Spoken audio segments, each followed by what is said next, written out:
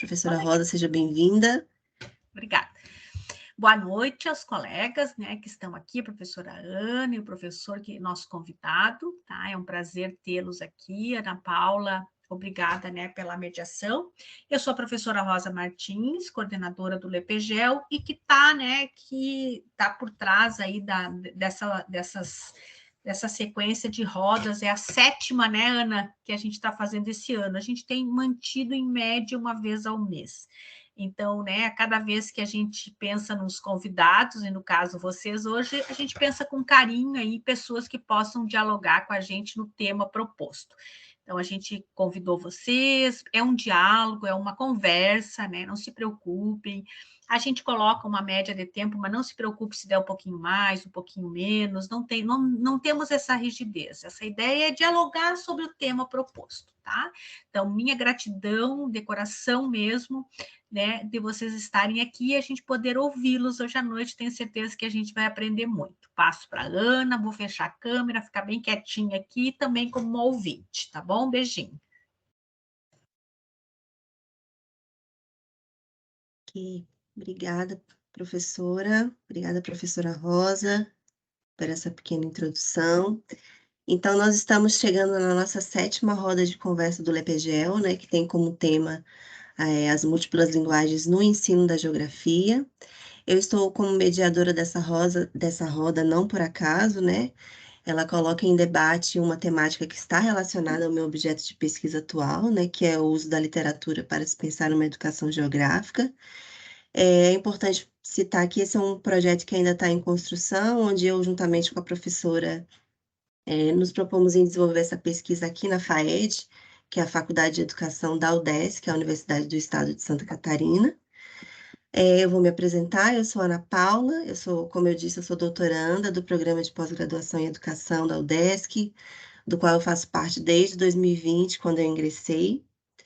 Eu possuo graduação e mestrado em Geografia por 2 universidades baianas, do qual eu me orgulho muito, né? E o professor sabe bem dessa trajetória, que é a UNEB e a UFBA.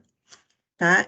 Essa roda está sendo promovida pelo LEPGEL, que é o Laboratório de Estudos e Pesquisas em Educação e Geografia, aqui da UDESC, que desde 2011 é um laboratório que vem desenvolvendo pesquisas no âmbito tanto da formação inicial quanto continuada de professores de geografia. Tá? Eu aproveito então para agradecer a participação e a dedicação dos colegas, dos estudantes, tanto da pós quanto da graduação, professores queridos, amigos orientandos, também orientandos da professora Rosa. Então, aproveito esse espacinho para agradecer a Kelly, especialmente a Kelly, a Grace, a Carol Michelin, Carol Lima, a Ágata, o Tiago, a Mábile, a Suelen, a Gabriele e tantos outros que fazem parte do laboratório, né? Que eu digo que são verdadeiros presentes que eu acabei recebendo quando eu entrei aqui na UDESC, isso há 3 anos atrás. Eu aproveito também para agradecer a participação dos que estão aqui online, né, que estão participando conosco. Eu sei que é uma noite atípica, estamos ansiosos pelo que o debate que está por vir, mas somos felizes porque temos um canal do YouTube, então essa roda ela vai poder ser vista no momento posterior, tá? Então a proposta hoje é conversar sobre as múltiplas linguagens no ensino da geografia, e para tanto nós contamos com 2 convidados especiais, né, que é o professor Jânio Roque e a professora Ana Preve, que mais para frente eu vou fazer uma discussão, uma apresentação mais detalhada sobre cada um deles, tá? Antes da gente dar início à nossa discussão, eu acho importante avisar que essa roda está sendo gravada, tá? E o nosso canal do YouTube, vocês conseguem encontrar todas as rodas das quais a gente já promoveu, inclusive também o calendário das próximas que vão vir, mais no finalzinho eu vou mostrando para vocês, tá? As datas, as próximas datas. Tá? Então, com essa 7ª roda, a gente fecha esse primeiro ciclo de rodas de conversa, promovidas pelo LEPGEL, e finalizamos em novembro com a última, com diferentes temáticas, né? Temáticas que fazem parte do nosso grupo, tá? Aproveito, já vou fazer o merchan do nosso grupo, pedir para que vocês sigam a página do LEPGEL, é o @LEPGEL, lá semanalmente e com muito carinho, muito cuidado, né, a gente posta as produções do grupo, damos dicas de livros, de filmes, e a gente também divulga os eventos que acontecem na UDESC, tá? Bom, para eu situar um pouquinho melhor o contexto dessa roda, eu vou apresentar então brevemente a ementa da roda. Em seguida, eu apresento os professores, que eles vão ter em torno de 30 a 40 minutos para expor suas ideias, suas reflexões, e no finalzinho a gente abre para um debate, ok? Pode ser assim? Estão me ouvindo bem? Sim, tá Tá ótimo. bom. Eu só estou conseguindo me ver. Eu uso Mas tanto o Teams. ouvindo bem. Então tá, vou ler só aqui rapidinho a ementa.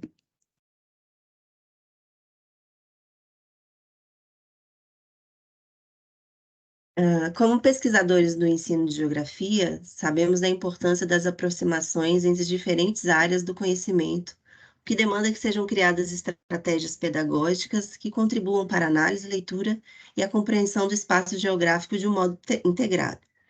Nesse sentido, acreditamos que o uso das múltiplas linguagens podem ser um caminho na mediação dos processos de ensino-aprendizagem e aprofundamento das mais diversas temáticas geográficas. Diante disso, e a partir dessa conversa, consideramos relevante criar movimentos que instiguem e rompam com uma visão fragmentada e linear das ações educativas como um todo, né? Bem como promover práticas que favoreçam aos interessados da área reflexões acerca do papel da geografia da atualidade em diferentes etapas da educação básica.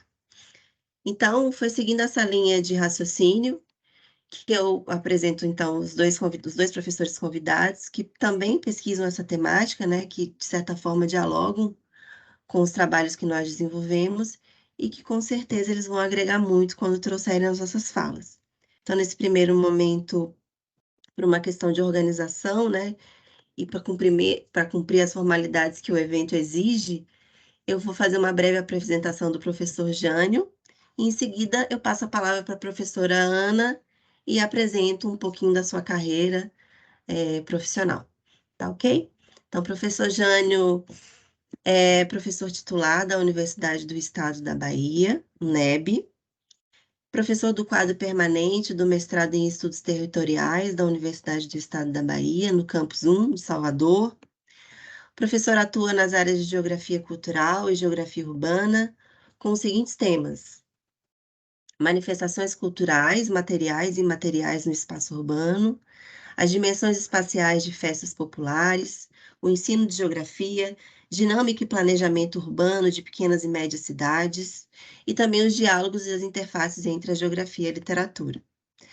O professor também desenvolve atividades de pesquisa e extensão sobre o papel da geografia cultural nos espaços educativos do território do Recôncavo Baiano, e também é integrante da Rede NEER, que é o Núcleo de Estudos em Espaço e Representação. O professor possui graduação e especialização em Geografia pela Universidade Estadual de Feira de Santana, mestre em Geografia e doutor em Arquitetura e Urbanismo pela Universidade Federal da Bahia, a UFBA. Então, eu passo a palavra para o professor Jânio. Boa noite, seja bem-vindo. Eu quero dizer que é um prazer revê-lo, uma pena estarmos distantes, tá? E sinta-se à vontade, a palavra é toda sua.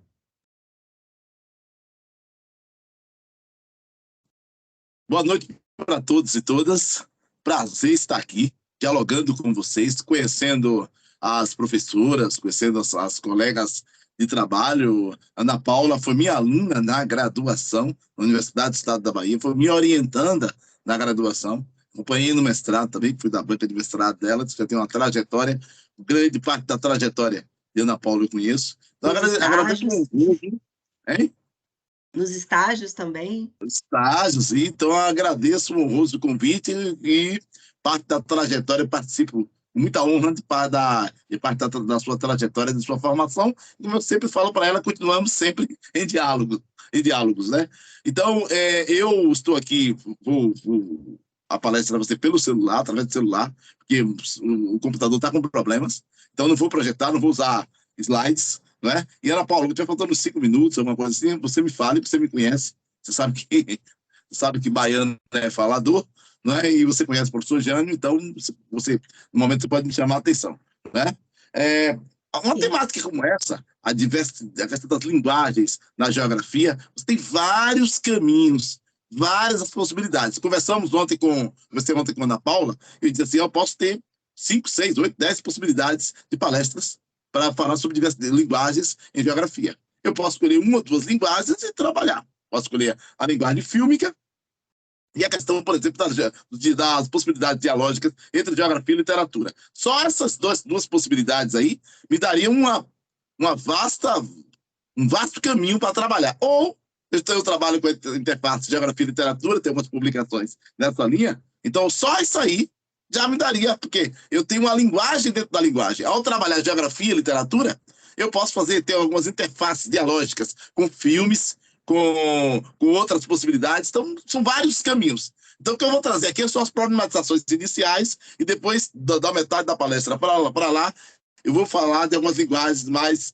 Eu vou trazer abordagens mais específicas sobre algumas linguagens. A primeira coisa que eu acho que é importante nós chamarmos a atenção, nós trabalharmos, é o seguinte, é o cuidado que a gente deve ter com algo que eu acho muito importante, né? Eu posso trabalhar uma determinada linguagem numa perspectiva de suas interações com outras linguagens, com outras possibilidades, né? Com outras possibilidades metodológicas. Eu acho que essa perspectiva dialógica ela é rica e ela é interessante, né? Essa é uma questão inicial que eu trago. A outra coisa que eu gostaria de destacar inicialmente é, primeiro, fazer uma provocação sobre a perspectiva crítica. Eu acho que você usou uma palavra aí que eu gosto bastante, Ana Paula, que é essa questão da abordagem integrada. Quando eu trabalho com linguagens, eu evito a armadilha da abordagem fragmentária em geografia. Eu posso trazer essa abordagem integrada. Eu citei um exemplo, uma vez que eu trabalhei uma oficina de músicas. Como trabalhar música no ensino da geografia. Ao trabalhar música, eu usei também obras literárias, usei outras possibilidades. Então, uma pergunta inicial que eu faço é a seguinte, com quais lentes eu vejo o mundo para trabalhar de geografia? Essa pergunta, quando eu falo quais lentes eu vejo o mundo, ela já está uma pergunta meio que complicada, porque eu não tenho um mundo, eu tenho uma diversidade de mundos. Então, a pergunta melhor seria quais lentes meus alunos veem os mundos? Ao trazer essa provocação, eu vou dizer que eu tenho um planeta só, com vários mundos, inclusive os mundos indígenas. Né? Então, um recurso interessante é trabalhar, por exemplo, com narrativas míticas indígenas. Esse é um dos recursos interessantes que eu acho que podemos usar, que podemos trabalhar. E a outra provocação que eu faço é o seguinte, o cuidado quando eu vou trabalhar com linguagens no ensino é não cair na armadilha do receituário pronto, da receita pronta. Outro dia eu fiz uma atividade com os alunos, uma atividade cartográfica chamada mapeamento das circularidades lúdicas dos alunos durante um determinado período, né? Isso já tem uns 5, 6 anos que eu fiz isso, da circularidade que eu fiz, não pedi para que os alunos fizessem na atividade de pesquisa e extensão que eu desenvolvo aqui, mapeamento da circularidade lúdica dos alunos. Onde os alunos circulam, por onde eles andam, por exemplo, no período das férias, ou ao longo do ano, onde eles circulam, por onde eles andam. Uma atividade como essa aí, você pegar um mapa da cidade e pedir para que o aluno ele possa indicar quais são os pontos da cidade que ele mais gosta, quais são os seus pontos afetivos que ele mais gosta. Uma atividade como essa aí, ela teve resultados diferentes a depender, por exemplo, da escola.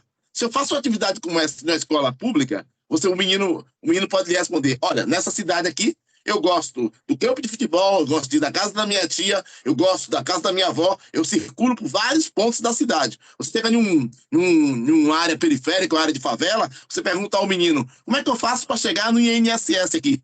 Ele vai dizer, a senhora dobra aqui à direita, depois dobra a segunda à esquerda, sobe, tem uma padaria, a senhora dobra à direita novamente, sai de frente. Aquele espaço ele conhece da sua vivência e da sua circularidade cotidiana.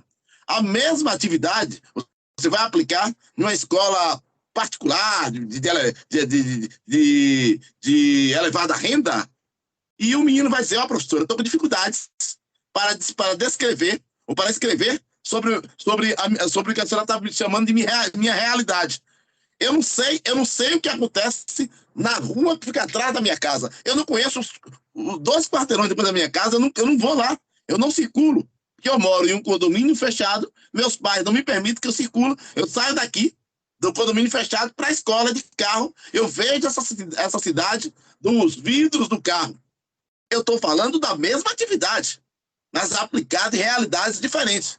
Então, a minha realidade do meu aluno não é o seu espaço de vivência imediata, né? Onde eu vivo, porque não é essa vivência, não é uma vivência biológica. Estou falando de uma vivência no sentido da afetivo, das leituras e percepções, no plural, percepções de mundo onde eu moro. Então, uma atividade como essa, cara, que eu posso desenvolver, tem resultados diferentes, porque eu tenho realidades sociais diferentes. Então, quando se fala assim, por exemplo, um determinado recurso deve ser usado considerando a valorização da realidade do meu aluno. De que realidade é que eu estou falando? Você fala assim, o menino pode responder assim, olha, professora, para eu mostrar, para que eu possa mapear onde eu circulo ao longo do ano, a senhora tem que colocar o mapa do Brasil e o mapa mundi. Porque eu passei as férias lá em Gramado, do Rio Grande do Sul, e anualmente nós viajamos para a Europa, para Londres, para Paris. Então a senhora tem que colocar o mapa mundi aí, para que eu possa colocar setas por onde eu circulo. Aqui não é suficiente.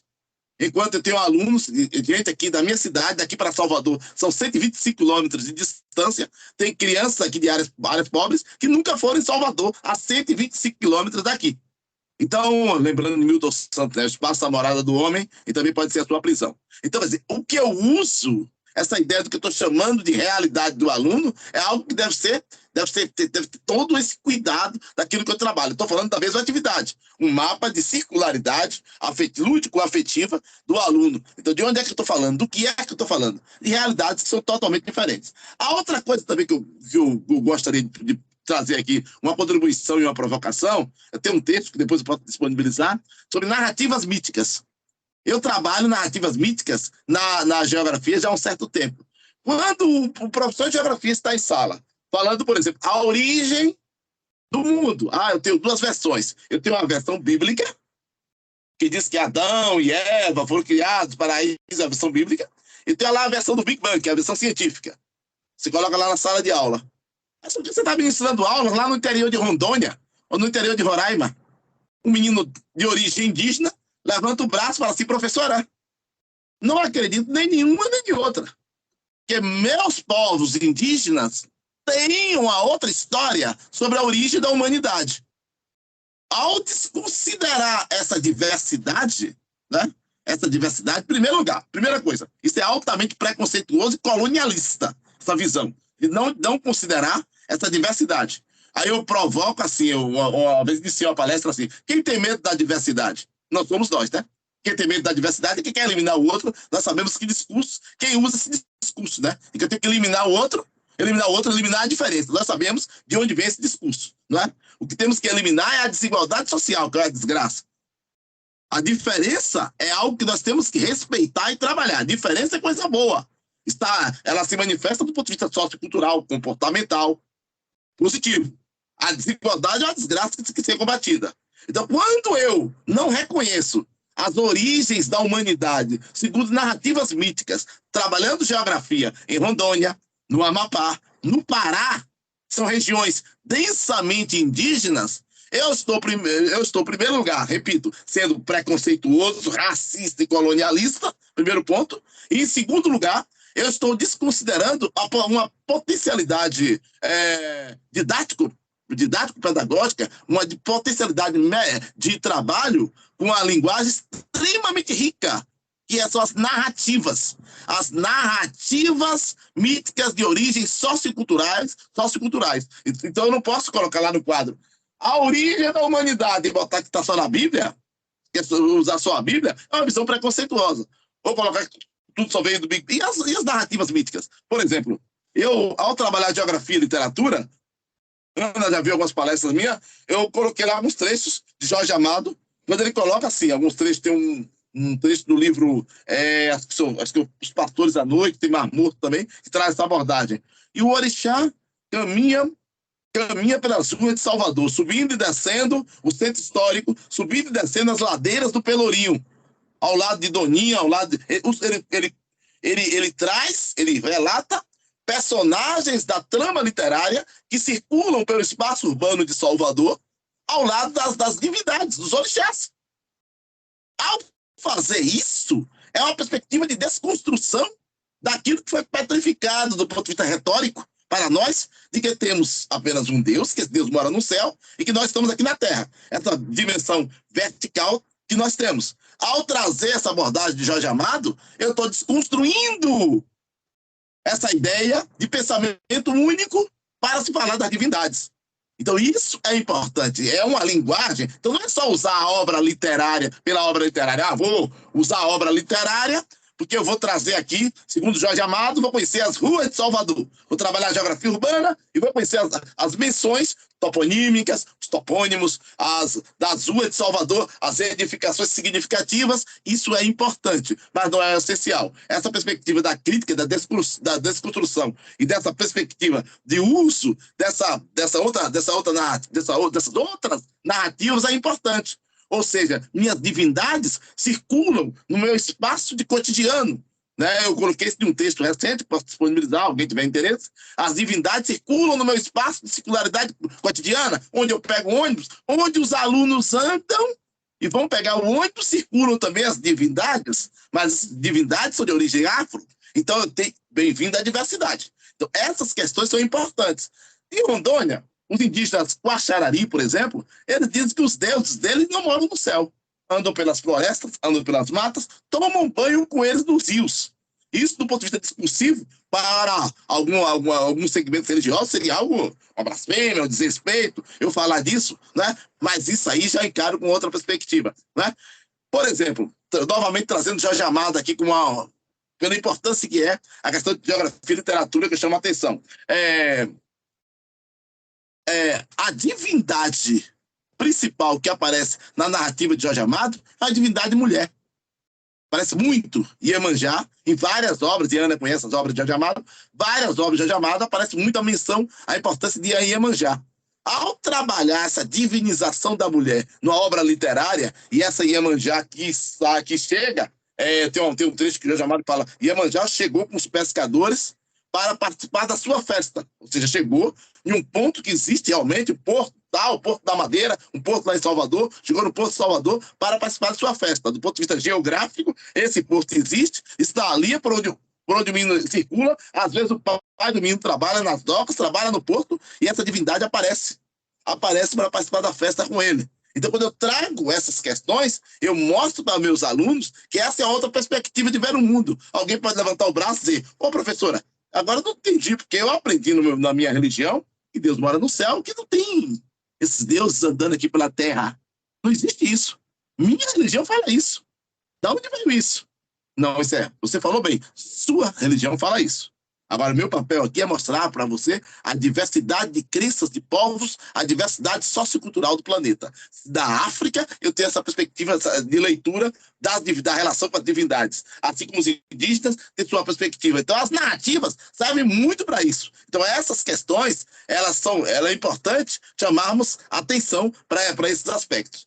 Aí eu já chamo, dentro dessa interface de interações entre linguagens, eu já chamo aqui a outra da questão dos filmes e dos documentários, né? E da TV, como é que eu posso usar. Acho que vocês conhecem um programa chamado Alienígenas do Passado, que mostra as influências. É uma teoria que muita gente, que o Dani, que muita gente defende, que algumas pessoas defendem, é de que os ETs teriam vindo aqui na Terra para ajudar, por exemplo, os maias a construírem as suas pirâmides, a sua arquitetura maia da América Central, azteca, lá do México, ou as pirâmides do Egito, seriam todas, só se conseguiu fazer isso, porque teve uma intervenção dos ETs que vieram para ajudar as pessoas. Mas que vocês já ouviram muito falar desse tipo de coisa. Essa é uma narrativa, mas algo que eu posso trazer um questionamento para aí. Por que eu não tenho essa mesma narrativa para explicar o renascimento europeu? Para explicar os progressos da Europa? Por que o conhecimento científico europeu não veio do ET? Né? Só veio do ET do quê? Coincidentemente dos indígenas da América Latina e do Egito, das pirâmides do Egito. Então, eu posso trazer essa provocação para uma problematização. Convidar o menino a ler, mas ler sob a ótica crítica. Não é usar um material só por usar. Eu tenho que trazer a dimensão crítica, a dimensão daquilo que eu falei em relação à obra literária. Eu tenho que trazer essa dimensão da crítica. Então, ao provocar, eu acho que é muito importante isso, eu usar essas linguagens, filmes, obras literárias, eu gosto de usar com problematizações, com questionamentos. Se o aluno saiu de lá dizendo, eu não concordo com esse professor é muito radical, esse professor é maluco, é doido, não sei não. O pai foi para lá reclamar, opa, tá no caminho certo. Tem um professor aí que está dizendo que, colocando coisas na cabeça dos meus filhos, botando esse negócio de religião de indígena, de crença indígena, meu senhor, eu estou dando aula aqui sobre a realidade territorial do meu país, que é extremamente rico e complexo do ponto de vista sociocultural. E eu acho muito importante trazer essas questões. Então, ao trabalhar essas diferentes linguagens, eu tenho que trazer um enfoque crítico, integrado, dialógico, com diferentes linguagens, né? Dialógico, contextual, né? Eu acho importante que se chame a atenção para essas questões. Tá? Então, quando eu falo dessas perspectivas, dessas várias possibilidades, estou falando disso aí. Por exemplo, vou citar aqui um outro exemplo aqui. Os desenhos animados. Né?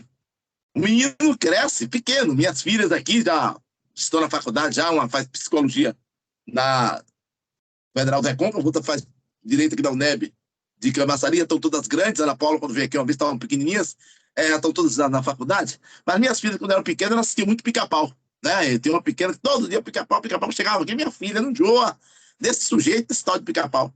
Todo dia assistindo aquilo ali. Dá uma olhadinha como é que um Pica-Pau trata o indígena, né? Ele é um indígena no desenho animado Pica-Pau, ele é idiotizado o tempo todo, né?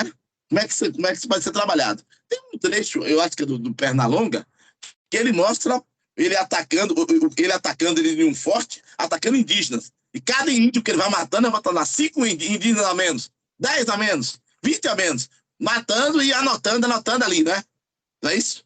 Então o menino cresce vendo o desenho animado, vendo o indígena como um idiota e aquele que está pronto a perder o que tem. Aí mais à frente um pouquinho, ele vai assistir aquele desenho animado, tipo Tio Patinhas, essa coisa desse desenho animado, que mostra aquela visão de quando chega na Europa, na África e por aí vai. Então, é importante o professor já começar com esse trabalho de desconstrução crítica a partir desse material, desenho animado, de charges, porque se eu não trabalhar com essa desconstrução, eu posso ter um processo perigoso de naturalização, de consolidação de uma naturalização de uma desgraça que já vi desde pequeno. Desde pequeno eu assisto o indígena como alguém idiotizado, que alguém pode chegar ali, tomar suas terras, fazer o que quer, isso lá é o desenho animado. Então, como é complicado. Se você conversar isso com alguns colegas, ele vai dizer, olha, isso como é complicado. Eu não sabia que desenhos animados, que um desenho animado, que um filme podia ser tão complicado e tão perigoso. Filmes de western, não é? Eu já sou 50, quando eu era garoto, que é filme de western, né? Você tinha 4 ou 5 homens que conseguiam matar 100 indígenas e aquilo era tão naturalizado. Então, se eu tenho todo esse discurso, todos esses elementos, cabe a você usar esse mesmo material para essa desconstrução, para essa crítica. Inclusive, uma crítica da perspectiva dessa perspectiva desse metanarrativo eurocentrado, né? Porque o mundo parte apenas da Europa. Aí eu tenho um desenho, um desenho animado também interessante para se trabalhar, pena que eu não estou mostrando aqui nos slides, porque eu estou sem slide, estou só aqui pelo celular, que é o Kirikou, né? Conhece, Ana Paula, esse desenho animado, a animação, Kirikou? Kirikou é uma animação da África que mostra um pequeno menino ágil, rápido, muito inteligente, esperto, que tenta defender a sua tribo de uma feiticeira que os persegue, chamada Carabá. Né? Só que o que é curioso é que tem algumas coisas que acabam sendo pertencendo a outras narrativas também, né? Como, por exemplo, as cobras como vilãs e algo desse tipo, a vilanização da cobra e por aí vai. Só que tem algumas questões que são interessantes. A Karabakh, que persegue as tribos, a tribo do Quiricu, ela não é uma pessoa totalmente má. Ela foi tornada má. Ao assistir toda a animação, você percebe que colocaram um espinho nas costas dela, e depois desse espinho ela se tornou uma pessoa má. Aí no final, não tem nada de surpreendente aqui, mas no final o Quiricu acaba tirando esse espinho das costas dela para que ela deixe de ser má e se torne uma pessoa boa. Se você parar para analisar, muito da filosofia oriental e muito de parte da filosofia africana, elas abordam essa ideia de que falei parte, porque não estou falando da África, é o mundo. Não é? Ela parte da ideia de que as pessoas não são totalmente boas, nem totalmente más. Mas eu tenho uma perspectiva em que as pessoas podem ser um pouco boas, um pouco más, ou as pessoas podem se transformar ao longo da vida. O dinamismo do tempo pode fazer as pessoas mudarem, resumindo a coisa. Bom, porque o tempo é curto. O que eu quero dizer com isso? Grande parte dos nossos filmes e dos nossos desenhos animados trabalham com a perspectiva maniqueísta. Aquela visão maniqueísta. Ou é bom ou é mal. Ou é isso ou é aquilo. Então, ao trabalhar em sala de aula esses filmes, esses desenhos, com outras perspectivas, é importante se desconstruir isso. Mas até mesmo na universidade, nós só temos uma filosofia unidirecional. Nós temos até na universidade a filosofia grega. O que é que se tem, o que é que se trabalha de filosofia ou de epistemologia dos saberes, de conhecimentos africanos, indianos, por exemplo. Aí vou aqui para o caso do Brasil. O que temos aqui de filmes e de narrativas, por exemplo, da Colômbia, daqui do entorno, da Colômbia, da Venezuela e do entorno da América Latina. O Brasil, durante muito tempo, foi de costas. Foi de costa para o que acontece nesses países. A não ser as novelas mexicanas, que é que chega aqui. Então é importante essa diversificação de saberes, diversificação de epistemologias. E dessa perspectiva aí, as narrativas míticas, os filmes, os desenhos animados, os documentários são muito ricos e potentes e importantes. Sobre essa visão maniqueísta de mundo, vou trazer aqui um exemplo. Tem a obra de Jorge Amado, o livro Mar Morto. Ele traz, não só nessa obra, como em outras também, Jorge Amado traz em uma dessas obras literárias, a situação em que um marinheiro chamado Francisco salvou uma embarcação, né? Houve um navio estava afundando, ele fez um ato de bondade, né? Ele salvou as pessoas. E ao salvar essas pessoas, aí na obra de Jorge Amado, ele relata assim, e Iemanjá apareceu para ele como um prêmio, ou seja, a divindade apareceu para ele como um prêmio, uma premiação pelo ato de bondade que ele fez ao ajudar aquelas pessoas. Esse trecho tem uma série de coisas que eu posso trabalhar em uma obra literária no ensino da geografia. Muitas questões importantes. Primeiro, a divinização da mulher, que eu já falei, que é algo positivo. Segundo, essa ideia de que a divindade, o orixá, está ali para um ato do bem, não do mal, infelizmente, como aparece em narrativas preconceituosas, racistas e colonialistas que estamos vendo aí, infelizmente. Esse é um ponto. E há um outro ponto que é importante também. A divindade, para usar a expressão do Claval, o transmundando, o que está na outra dimensão espiritual, apareceu ali como um prêmio e não como punição. Quando a gente assiste filmes, eu depois mando para você, Ana Paula, um texto que eu publiquei na revista Geograficidade sobre isso, lá da Federal Fluminense, quando você assiste o filme americano, um lobisomem americano em Londres, um lobisomem americano em Paris, a narrativa que aparece, que é aquela mesma, porque lá nesse país, é de que o que está no transmundano, o que está lá do outro lado antes do lobisomem, o que está no outro mundo vem para assustar o mundo dos vivos. O fantasma é sempre aquele sujeito do mal, está na casa abandonada, e vem para cá assombrar e fazer o mal e assombrar o mundo dos vivos. Mas nem todos os povos veem quem migra para outro plano espiritual dessa forma. Há povos que têm essa leitura totalmente diferente. Há indígenas que têm medo dos mortos. Há indígenas que cultuam os mortos.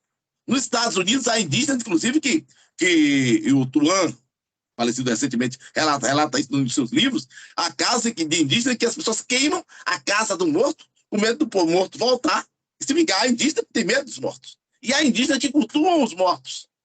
Então, quer dizer, o papel do professor é mostrar essa diversidade. E como é que eu posso mostrar essa diversidade? Eu tenho que conhecer essas narrativas. Eu tenho que trabalhar essas narrativas.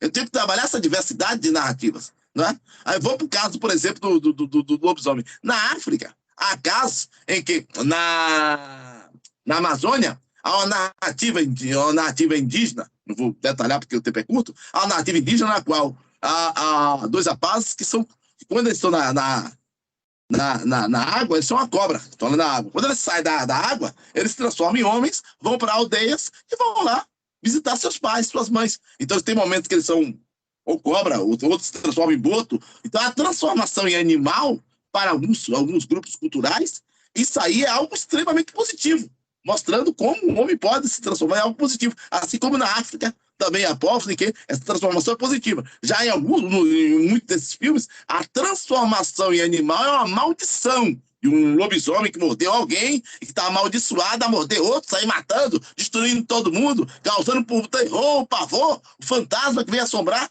Então, quer dizer, o nosso papel é mostrar que eu não tenho só essa narrativa, eu não tenho só essa visão de mundo. E quando eu falo em diversificação de linguagens, ela é importante para mostrar essa diversificação de mundos que temos, né? Um só planeta com essa diversidade de mundos e essa complexidade de narrativas que temos. Então, são vários os caminhos e várias possibilidades. Eu optei, nesse bate-papo aqui, como a Ana Paula falou e a professora mesmo falou, que não seria algo tão formal, eu optei para não usar muita questão teórica. Eu mudei muita coisa aqui, porque eu usar muito algumas citações, eu ia fosse trabalhar com os slides. Mas talvez o computador tenha pifado, até por algo até importante, interessante, para eu sair um pouquinho disso e ir diretamente logo para o bate-papo aqui, para ficar logo algo bem mais à vontade, né? E isso não é problema nenhum, porque eu sou um baiano que conheço uma pessoa hoje, parece que eu já conheço há anos, Ana Paula sabe disso. Eu estou aqui totalmente à vontade para trazer essa perspectiva mais à vontade, mais dialógica, e colocar para vocês, inclusive, que discordem, que sugiram sugestões, críticas, observações, que é esse nosso papel. O papel do palestrante, eu sempre destaquei isso, é ser um provocador, não é? Ninguém está aqui para ensinar como trabalhar com linguagens, com professoras altamente qualificadas, pessoas que têm muito conhecimento sobre isso. O que eu estou trazendo aqui, a minha visão, minha leitura, a partir da experiência do que eu pesquiso, do que eu venho publicando, do que eu venho trabalhando, do que ficou no meio do caminho, do que a gente vai caminhando. Então, são essas várias possibilidades. Então, quando alguém me pergunta, professor Jânio, eu posso trabalhar com uma novela, posso trabalhar com um filme em sala de aula, você pode trabalhar como você quiser. O que é importante é que tenha essa abordagem crítica, essa perspectiva de desconstrução, essa perspectiva do questionamento que está supostamente petrificado, que é o que se vê por aí. Eu repito, eu não entendo alguém trabalhar uma visão unidirecional, ou seja, a visão de mundo só a partir da Europa, ou a visão de origem do mundo só a partir do que está na Bíblia, do que está no Big Bang, sei lá o quê. Se eu tenho um país com essa diversidade que temos, nós vivemos em um país, Brasil, idioma oficial português. Oi, né? Não. 270 línguas indígenas, 74, línguas indígenas faladas em um país gigantesco, extremamente complexo. Alguém fala assim, olha, a minha visão de mundo, ou a minha realidade, olha, bom, sua visão de mundo a partir do quê? Porque o mundo Yanomami, ou o mundo lá de Roraima, ou o mundo Caxarari, de Rondônia, é um mundo diferente de muitos aqui. Então, ao trazer essas questões, ao trabalhar essas questões, né, fica algo realmente muito rico, né? Inclusive na perspectiva das interações. Por exemplo, se eu trabalhar no sul da Bahia, ao trabalhar no sul da Bahia, os tabus no sul da Bahia, ao trabalhar povos indígenas no sul da Bahia, eu tenho isso muito forte do ponto de vista das interações. Os povos tupinambás, por exemplo. Há muitas interações entre indígenas e negros na Bahia, né? Então, essas interações são as interações afro-indígenas, né? Ao trabalhar esses encontros. Então, não vou trabalhar, jamais vai dar certo eu buscar essa perspectiva de purismo ao trabalhar a perspectiva cultural na geografia. Eu acho que a geografia cultural é importante para trazer esses diferentes recortes, essas diferentes abordagens, ao trabalhar essa diversidade. quando eu chego lá, uma cidade localizada, em Boitirama, às margens do Rio São Francisco, né? Você trabalhar lá em Boitirama, e o menino fala assim, ou você fala assim, olha, qual é o maior rio que passa no território baiano? Bom, o maior rio que passa no território baiano, que nasce da Bahia, deságua da Bahia, é o Paraguaçu. Mas que cruza o território baiano é o São Francisco. E o menino levantar o braço e falar, ó, professora, não conheço esse rio, não. Você, menino, não conhece o rio? O quê? O rio está aqui, passando do lado da sua cidade. Ah, a senhora está falando do rio Opará? Porque minha tribo não usa esse nome, São Francisco. São Francisco foi o nome que o colonizador deu, que é uma perspectiva, uma mescla entre a perspectiva religiosa hegemônica da época, que é o catolicismo, a visão do europeu, só que a partir do topônimo eu tenho outra reconstrução. Então já é um outro caminho interessante também, é trabalhar os topônimos, a toponímia, o nome que eu dou aos lugares. O que é que eu tenho por trás disso? Quando o indígena Tupinambá diz que eu não tenho Bahia de Todos os Santos, visão católica, eu tenho uma Bahia chamada de Quirimurê, né? Eu tenho essa visão, essa leitura, né? Isso é pouco trabalhado, se desapareceu o topônimo Quirimurê, assim como do ponto de vista genocida, etnocida, desapareceu e foi varrido do povo baiano, região metropolitana em torno, o povo Tupinambá. Só que os resquícios que sobraram, né, digamos assim, resquício mesmo, né, e muitos povos, você tem muitas vezes só sobrou o topônimo, né, então, alguns indígenas ainda chamam o rio Opará, né, no caso da Bahia, pacararés, pacararus, ainda usam algumas expressões que mesclam a fala do português, fala português predominante, e com alguns elementos indígenas. Mas no caso da região amazônica é algo mais complexo. Há casos em que há povos indígenas que pouco falam o português, falam o indígena mesmo, né? Que desafio interessante para a gente trabalhar esses povos, do ponto de vista da cartografia indígena, das suas narrativas, das suas visões de mundo. Então, ao trabalhar esses povos indígenas, eu tenho duas questões aí interessantes. Uma, cartografia indígena, como é que eles veem esse espaço, né? A outra, narrativas indígenas, as suas narrativas de origens da humanidade, né? O que é muito importante trabalhar. E, ao trabalhar isso aí, eu tenho que trazer a crítica. A crítica é um material didático. Ainda hoje tem material didático que mostra a região amazônica como um vazio demográfico. Isso é material recente. Vazio demográfico. Então, eu tenho que desconstruir uma coisa para trabalhar a outra. Não dá para trabalhar os dois juntos, não. Se eu misturar água e óleo, não se mistura. Primeiro, eu tenho que ter uma boa formação para mostrar para o meu aluno que isso aqui está escrito e foi publicado nesse material didático aqui, que eu não concordo, eu discordo. Olha, isso aqui não é vazio demográfico, não, viu? E ao usar isso aqui, vazio demográfico, eu estou desumanizando milhares e milhares de pessoas que moram nessas áreas, que são os povos indígenas, e que têm uma visão de mundo diferente do que está escrito na Bíblia, do que está escrito nas narrativas predominantes. Então, eu tenho que construir isso aqui não é nenhum vazio demográfico, né? Então, e a demografização do espaço geográfico é algo perigoso também. Eu reduzir pessoas a meras estatísticas. Não, eu tenho que trazer a perspectiva etnográfica. Ao trabalhar essa perspectiva etnográfica, eu vou reconhecer esses povos do ponto de vista da sua diversidade. Aí sim, ao reconhecê-los e valorizá-los, eu vou trabalhar suas narrativas, vou trabalhar suas perspectivas de mundos, suas leituras de mundos, suas leituras do outro. É importante que se traga que se tenha esses olhares. Então é importante tratar isso aqui. Né? Então, quer dizer, quem são os nossos povos? De quem é que eu estou falando? Né? Que povos são esses? Então, essa abordagem, ela é sempre importante de se tratar. Bom, Ana Paula, estou quanto tempo aí? Estou falando pra caramba. Hein? Nossa, me dá um freio aí, porque você sempre já estamos chegando aos 30 minutos. Já chegamos aos 30 minutos, mas é... Tá certo, tá certo. Então, dá uma pulada aqui para não trazer essas questões. Bom, eu já trabalhei com meus alunos, uma vez, os jornais. Eu trabalho com jornais. Outro trabalho muito interessante. Tem um texto, Ana Paula, não sei se eu te mandei, tu me cobre que eu te mando hoje, que eu publiquei recentemente, chamado Discriminação Geográfica. Ao você trabalhar os jornais.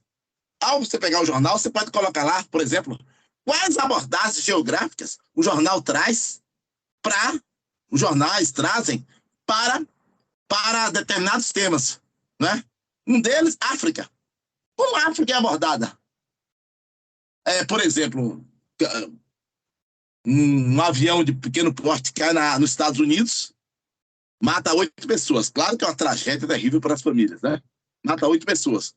Aquilo ali vai para a nota em destaque do jornal. Uma balsa afunda na África, mata 200 pessoas. Aquilo vai para a nota dos grandes jornais embaixo. Ou então chega lá no jornal da TV, o jornalista fala assim, tragédia nos Estados Unidos, um avião caiu, tal. No continente africano, no país tal, uma balsa afundou, matou cerca de 200 pessoas.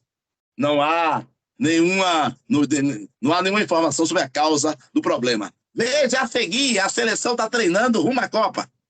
Ou seja, um total desrespeito com povos africanos. Isso vemos o tempo todo.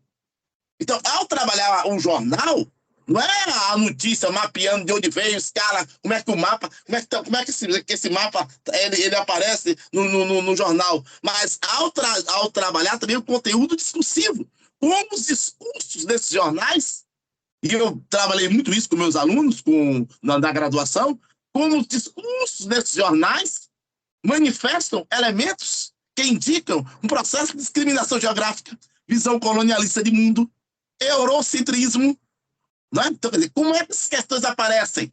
Né? E vemos agora com essa questão da rainha, né? O lado, tem que mostrar os dois lados, né? Então, quer dizer, como é que eu vou trabalhar essas questões? Como é que isso pode ser trabalhado? Então, essas questões devem ser discutidas. Inclusive, eu trabalhei com eles o seguinte, a questão da valorização imobiliária, a questão imobiliária, né? Eu fiz uma oficina com os alunos sobre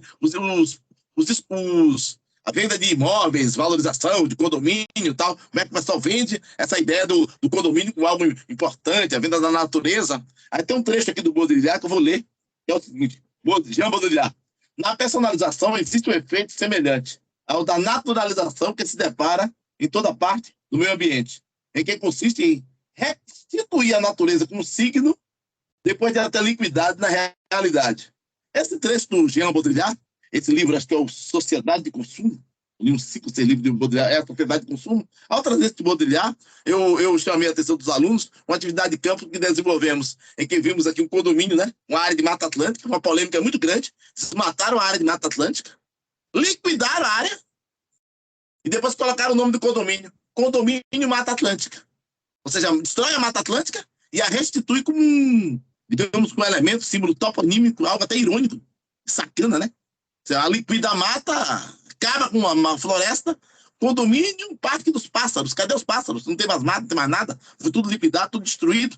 Então, esses olhares do que eu vejo. Então, a panfletagem de jornal, a propaganda, o nome que eu dou aos condomínios, os topônimos, o nome que eu dou aos lugares, o nome que eu dou aos rios, os nomes que os lugares deixam de ter. Os nomes que os lugares deixam de ter. Aqui na Bahia, por exemplo, tinha um bairro chamado Beiru, que é o que vem de uma corruptela de Reberu, que é o nome relacionado à África, nome africano. Se colocou o nome Tancredo Neves, foi uma confusão retada. O pessoal questionou muito essa ideia, que uma parte da população não aceitava a mudança do nome. Uma empresa de ônibus que voltava para lá para não entrar na polêmica, botou assim, Tancredo Neves / Beiru, os dois, para não entrar na confusão. Mas isso aí não é algo simples, não. É uma discussão geográfica boa. Né? Dá um trabalho geográfico bom. Por que alguns nomes saem, outros ficam? Então, quer dizer, o nome que eu dou aos lugares. Então, desde os elementos da imaterialidade, como os topônimos, aquilo que eu vejo, placa de rua, nome de rua, tudo que eu olho, isso me dá uma possibilidade enorme para o trabalho com a geografia. Mas esse trabalho desse enfoque crítico, ao provocar de que geografia é essa? Do que é que eu estou falando? Né? Então, o enfoque crítico, questionador, é extremamente rico e importante. A problematização, o questionamento daquilo que eu estou falando. Né? Então, quer dizer, eu acho isso importante. Aí tem várias possibilidades. Né? Um deles são as charges também. O trabalho agora com as charges, com os memes, também é outra possibilidade, uma outra possibilidade interessante. Né? O caso que eu falo da África, né, é que a África nos dá muitas perspectivas, né, de trabalho. Por exemplo, eu não posso, um trabalho que eu estou desenvolvendo agora, esse é mais recente, é sobre o site dos municípios. Você chama o aluno para acessar o site do município. E você ainda vê lá, descobrimento, né? A Bahia, tem uma regionalização turística da Bahia, que você conhece, Ana Paula, gosta do descobrimento, né? Mas o indígena vê isso. Então, ao trabalhar, uma outra possibilidade interessante também, o trabalho com os prospectos turísticos.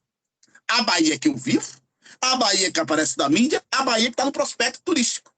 A questão da representação, que é extremamente rica e importante. Essa leitura crítica. De que Bahia eu estou falando? De onde é que eu estou falando, né? Que perspectiva é essa? Então, essa também é outra possibilidade, também importante, que a gente tem que trabalhar. Eu citei aqui algumas palavras que aparecem nesses sites aqui. Eu citei aqui, ó. Desbravadores, selvagens e descobrimento. Desbravadores, selvagens e descobrimento. Isso no site dos municípios. E o professor de geografia tem toda essa potencialidade de trabalhar com enfoque crítico. Olha, não tem descobrimento de porra nenhuma, que esse povo já viveu aqui milhões de anos. Não tem desbravador de porra nenhuma, que ninguém queira bravo. Esse povo aqui era uma civilização que devia ser respeitadas. Não é isso? Então, quer dizer, e ao trabalhar com selvagem, eu estou naturalizando uma antropologia racista do século XIX. Quem é o selvagem? O outro. Né? Então, por exemplo, você vê lá o Achille Mbembe, um texto maravilhoso, ao falar, né, dessa perspectiva racista, né? Mbembe e o Fanon, dessa perspectiva racista. Então, essas questões, eles trazem essa crítica. Então, é importante que o professor chame a atenção para essas questões que estão no seu cotidiano. O site dos municípios estão no cotidiano de vivência do aluno, né? Então, fechando aqui o tempo, né? Eu estourei tudo aqui, já falei demais, né? Eu gostaria muito de agradecer o convite, dizer aos colegas que estamos à disposição. O papel de um palestrante, como já disse aqui em outros momentos, o papel do palestrante é ser um provocador, né? Esse é o nosso papel aqui, ser um provocador, né? Eu falo, fechando mesmo agora, Ana Paula, quando eu falo, por exemplo, dos prospectos turísticos e do questionamento a todo momento, é porque essas palavrinhas estão ao nosso redor. Por exemplo, a Bahia foi dividida em regiões chamadas territórios de identidade. E ao trazer para o meu aluno que isso aí não é tão simples, eu não tenho um território, eu não posso chamar um recôncavo de território de identidade, e sim eu falei para um evento da CEPLAN, esse de território de expressões identitárias. Eu não tenho uma identidade só. Eu não posso usar a palavra baianidade. Que Bahia eu estou falando? A Bahia rica e diversa. A Bahia de Jorge Amado que você lê, você chega no oeste da Bahia, você não encontra. No sul da Bahia, você não encontra. É totalmente diferente. Então, a crítica, a acepção macro-identitária, né? O jeito paraense de ser. O Pará é um estado gigante, segundo maior estado do Brasil, e teria um jeito paraense de ser. Eu já vi isso em um texto. Em material, um jeito baiano de ser. Nordestinidade, que troço é esse? Então, quer dizer, ao trazer essas críticas a essas macro-representações, essa perspectiva macro-identitária, essas críticas do material que eu recebo no prospecto turístico, do que aparece na TV, do que aparece no discurso, eu estou trabalhando com essa diversificação de linguagens. Agora, repito, com essa diversificação de linguagem numa perspectiva crítica. E eu acho importante da crítica inclusive ao epistemicídio, né? Que é algo realmente terrível, ao não considerar os saberes e fazeres desses povos, na sua diversidade, compõem o povo brasileiro, né? Para lembrar o grande Darcy Ribeiro, né? Essa nossa grande diversidade de povos que temos. Agradeço a atenção, desculpe ter avançado o tempo, estou aqui à disposição para as observações, para as contribuições, para as críticas, para as perguntas. É esse nosso papel aqui. Professor Jânio, muito obrigada. Passei esses 30 minutos aqui relembrando das nossas aulas, né, de geografia cultural. É sempre bom te ouvir e realmente não tem como falar de linguagem, né, sem citar a diversidade, né, e sem ter um olhar crítico, né? É impossível dissociar uma coisa da outra, tá? Muito obrigada, pessoal. Eu aproveito para lembrar que a lista de presença ela já está aí no chat, tá? Então peço que assinem e comentar também que no finalzinho a gente pode abrir para alguma opinião, algum questionamento que quiserem fazer ao professor Jânio, a professora Ana, a Kelly já colocou novamente a lista aí, tá? Muito bom ouvi-lo. Eu vou passar agora a palavra para a professora Ana Preve, Ana Maria Ropes Preve, vou fazer uma breve apresentação dela. A professora é adjunta do curso de Geografia da UDESC, e professora permanente no programa de pós-graduação em Educação, na linha de pesquisa, Educação, Comunicação e Tecnologia, também da UDESC. A professora Ana Maria possui graduação em Biologia, mestrado em Educação pela UFSC e doutorado em Educação pela Unicamp, na área de concentração Educação, Conhecimento, Linguagens e Arte. A professora Ana Maria, desde o mestrado, trabalha com educação, com ênfase na formação de professores e na prática de pesquisa com oficinas. Atualmente, a professora, juntamente com a professora Ana Paula Nunes Chaves, está como coordenadora da Rede Internacional de Pesquisas em Imagens, Geografias e Educação, e também está sempre colaborando, né, com o nosso grupo LEPEGEL, o que nos deixa imensamente felizes em recebê-la mais uma vez. Então, passo a palavra para a professora Ana, seja bem-vinda, e ao final a gente abre para as considerações finais, questionamentos se houverem, enfim, alguma contribuição. Então, professora Ana, fica à vontade. Quando precisar que eu projete as imagens, é só sinalizar, tá bom? Para me ouvir bem, assim? Posso falar desse tom ou tenho que falar mais alto? Tá tudo bem, para mim tá tranquilo. Então tá. Tá ótimo, professora. Eu que falo alto exageradamente. Cada um tem que falar como fala, entendeu? A gente tem que... É a diversidade da voz também, né? Do timbre da voz também, né? Que está em conta. Eu quero agradecer o convite, Ana Paula, em nome de todo o grupo de pesquisa do LEPEGEL, né? Cumprimentar principalmente o professor Jânio, que eu não conheço, acho que a pessoa que está aqui que eu não conheço, os demais, né? Se eu não conheço assim tanto, eu conheço de passagem dos corredores da FAED, porque temos em peso aqui os alunos do LEPEGEL, isso é muito importante. É com muita alegria, né, que esse convite me chega. Eu não vou falar, eu vou ler um texto, porque eu só falo grudada num texto, né? Tamanha a minha insegurança quando eu for para a frente das pessoas, mas não tem problema.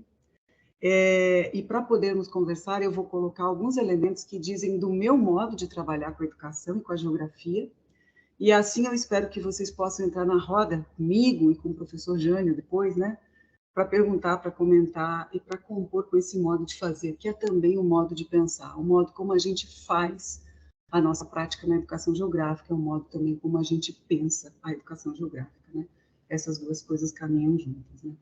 A gente pode dizer que nosso modo de fazer corresponde a um modo de pensar e que fazer e pensar sempre caminham juntos. Eu gosto muito de pensar que essas coisas que eu faço com os meus alunos, com as minhas alunas, e também com trabalhos que fiz fora da universidade, nas frentes de extensão, que a gente inventa. Gosto de pensar com isso que faço. E será sobre ele que eu vou me debruçar um pouquinho aqui, para explicar, não sei bem se isso, mas para trazer à tona por onde eu passo quando eu estou dentro do nome dessa proposta da roda de conversa que vocês nos colocaram hoje, né? Vou trazer uma situação particular aqui para agregar junto à fala do professor Jânio, que eu acho que por caminhos diferentes, por um jeito de falar diferente, por um timbre de voz diferente também, né? Por acessos a autores diferentes e por uma realidade diferente, a gente está dizendo quase as mesmas coisas, né? A gente está num certo combate aqui com um certo modo de pensar que a gente pode dizer com as suas palavras, né, de eurocêntrico e colonial, né? E em que medida o nosso fazer se afasta e tensiona, né, essa narrativa única das coisas, né? Eu acho que a gente está junto nisso, viu, Jânio? Bom, em 2019, fazer uma historinha aqui, eu fui convidada para compor uma mesa no 14º IMPEG, lá na Unicamp. E o título da mesa se parece muito com esse proposto por vocês. O título da mesa naquela época era Múltiplas Linguagens na Produção do Saber Geográfico. E eu vou me aproveitar do que eu falei lá, porque eu ainda não tive a chance de falar desse trecozinho que eu falei lá, e que eu produzi por ocasião daquele convite aqui no curso de Geografia. Eu já falei muito disso, vou me repetir aqui, mas no curso de Geografia, acho que nem para os meus alunos eu abri esse detalhe, eu vou trazer um detalhe.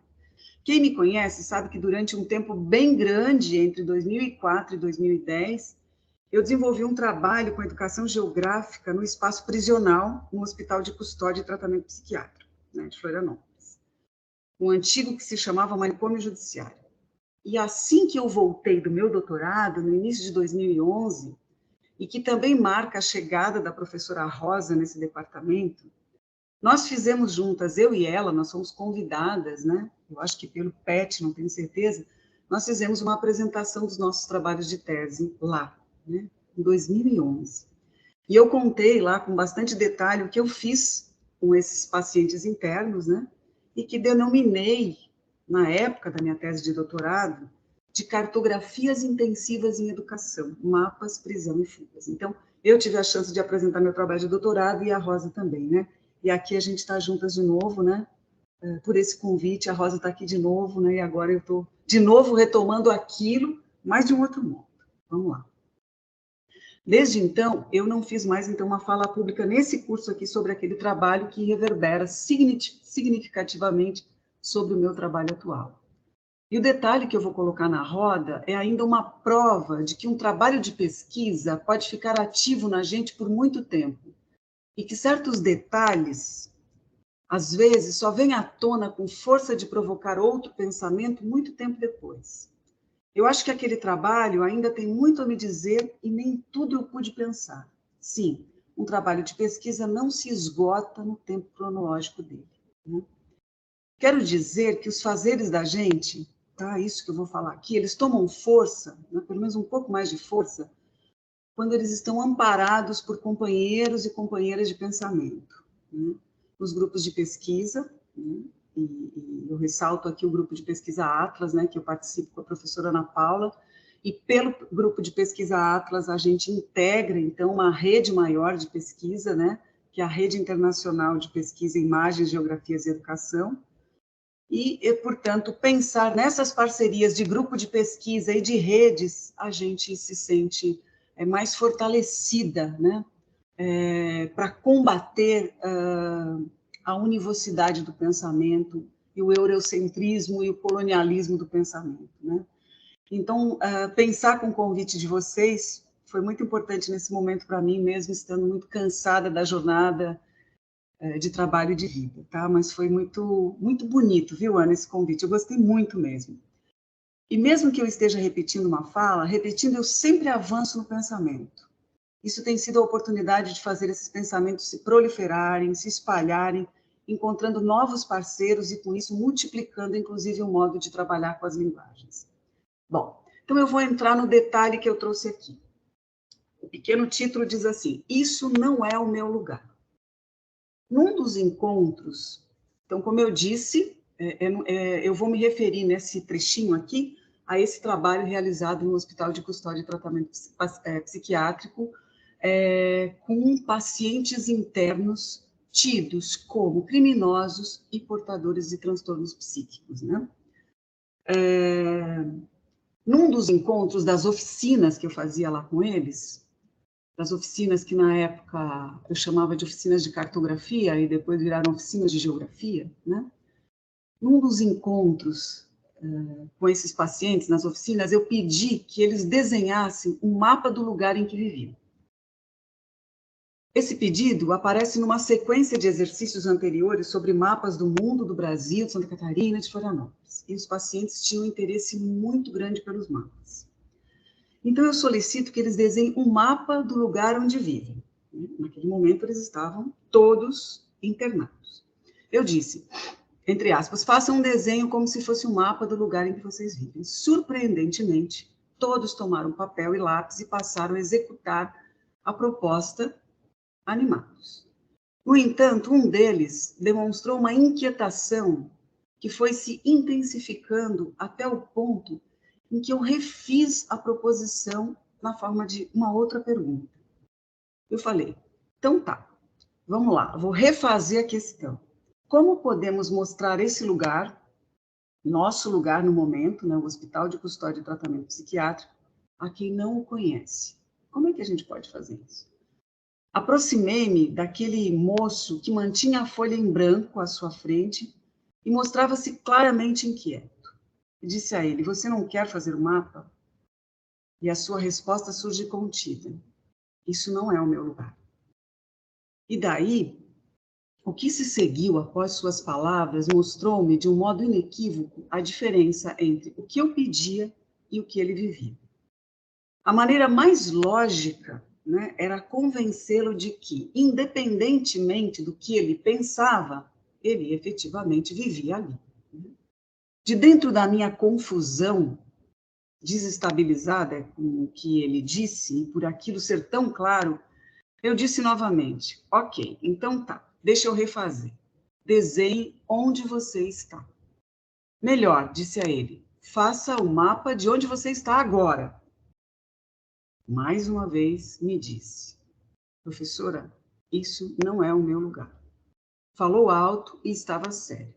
Passou um tempo observando outros participantes da oficina, que, por sua vez, observavam o espaço da sala, do pátio, das alas, dos corredores, das galerias, para executarem seus desenhos mapa. Nesse sentido, uns eram muito detalhistas, né, mais do que outros, e chegavam a medir o espaço com réguas, com o corpo, com os passos, com os braços. E após essa primeira medição, perguntavam pelos tamanhos dos pátios, o que era pátio interno, pátio externo, como fazer o interno, o externo, né? Usavam seus corpos para medir e para construir suas relações de escala, que eram válidas para uma noção inicial de representação cartográfica que acontecia ali. Ao final da manhã, as oficinas aconteciam no período da manhã, quase ao final daquele encontro, o moço se aproxima, tu podes botar a primeira imagem, né? O moço se aproxima lentamente, meio cabisbaixo, e entrega um desenho. Aqui está. Consegue colocar, né? Vou esperar um pouquinho para que ele possa... Ok. Lentamente, meio cabisbaixo, ele entrega um desenho e diz: aqui está. É o máximo que eu consigo. Achei interessante, pode deixar assim, Ana, depois eu te peço para passar, mas pode deixar por aí. Achei interessante a resposta e no seu movimento eu pude pensar que o hábito me levava a dizer frases como: desenhe o seu lugar, sem pensar no que precisamos para chamar de um lugar de nosso. O desenho pode ser visto como o contorno da América do Sul, com uma seta saindo da região sul, Florianópolis, apontando para um contorno do Hospital de Custódia e Tratamento Psiquiátrico. A parte de dentro do contorno é oca, com poucos detalhes, mostra, por meio da disposição de linhas retas, horizontais e verticais, corredores. Indica, escrevendo na folha, enfermaria, pátio interno e entrada. A entrada é lacrada, é um traço contínuo, uma parede sem interrupção. Os outros corredores, cujas saídas dão para dentro da instituição, estão abertos nas bordas. O desenho é uma impossibilidade de dizer qualquer coisa sobre o seu lugar num lugar que não é seu, um lugar que lhe faz mal. E o desenho dos contornos, que parecia não ser nada, apenas com linhas que marcam onde alguém foi colocado, vai aos poucos me tomando como professor. O moço me dizia: mas eu não conseguia ouvir. Há uma diferença grande entre habitar e viver, entre habitar e existir. Como se ele estivesse dizendo: presta atenção, professora, habitar não é o mesmo que viver. Nisso, ele desloca toda uma intencionalidade do lugar, pois ele nos força a pensar entre o viver e o habitar. Eu estava acostumada com esse exercício de pensar um viver como um habitar, mas viver não é o mesmo que estar confinado ao lugar que se habita. Como se habitar tivesse a ver com a necessidade e o viver com o desejo, e por extensão, por necessidade de uma sociedade que se está em alguns lugares, mas por se estar não quer dizer que se vive ali. Essa conversa vai aos poucos, bem aos poucos, dando um outro sentido para a proposição do exercício. Fazia-se ali necessário pensar mais as palavras. Palavras que sempre funcionaram e até então nunca tinham sido questionadas por nenhum estudante ali, né? E nem numa outra ocasião, em outras ocasiões, onde eu realizava oficina nesse programa e projeto de extensão. Até o dia em que alguém interrompe a ladainha que a gente faz, né? E faz uma frase tremer.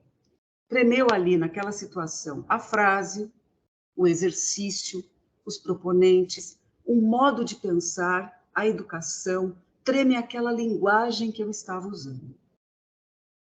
O desenho sem detalhes Parecia preenchido de uma percepção corporal de que os lugares onde estamos não abarcam nossa existência. Ali ele dormia, comia, passava dias e, no caso, alguns anos preso. Essa ausência de detalhes no desenho mapa, isso que se pode ver como um desenho oco, dizia tanto ou mais que os desenhos cheios de detalhes sobre o Hospital de Custódia e Tratamento Psiquiátrico.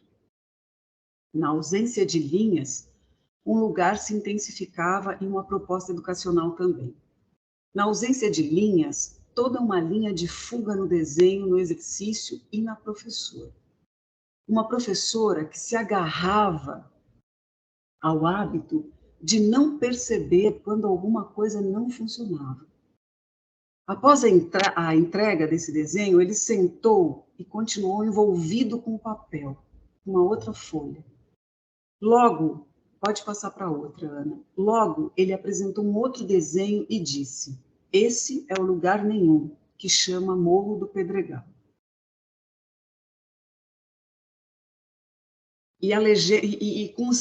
Com as seguintes palavras, eu vou ler agora abrindo aspas, né? Só conheço esse morro e a cadeia, professor.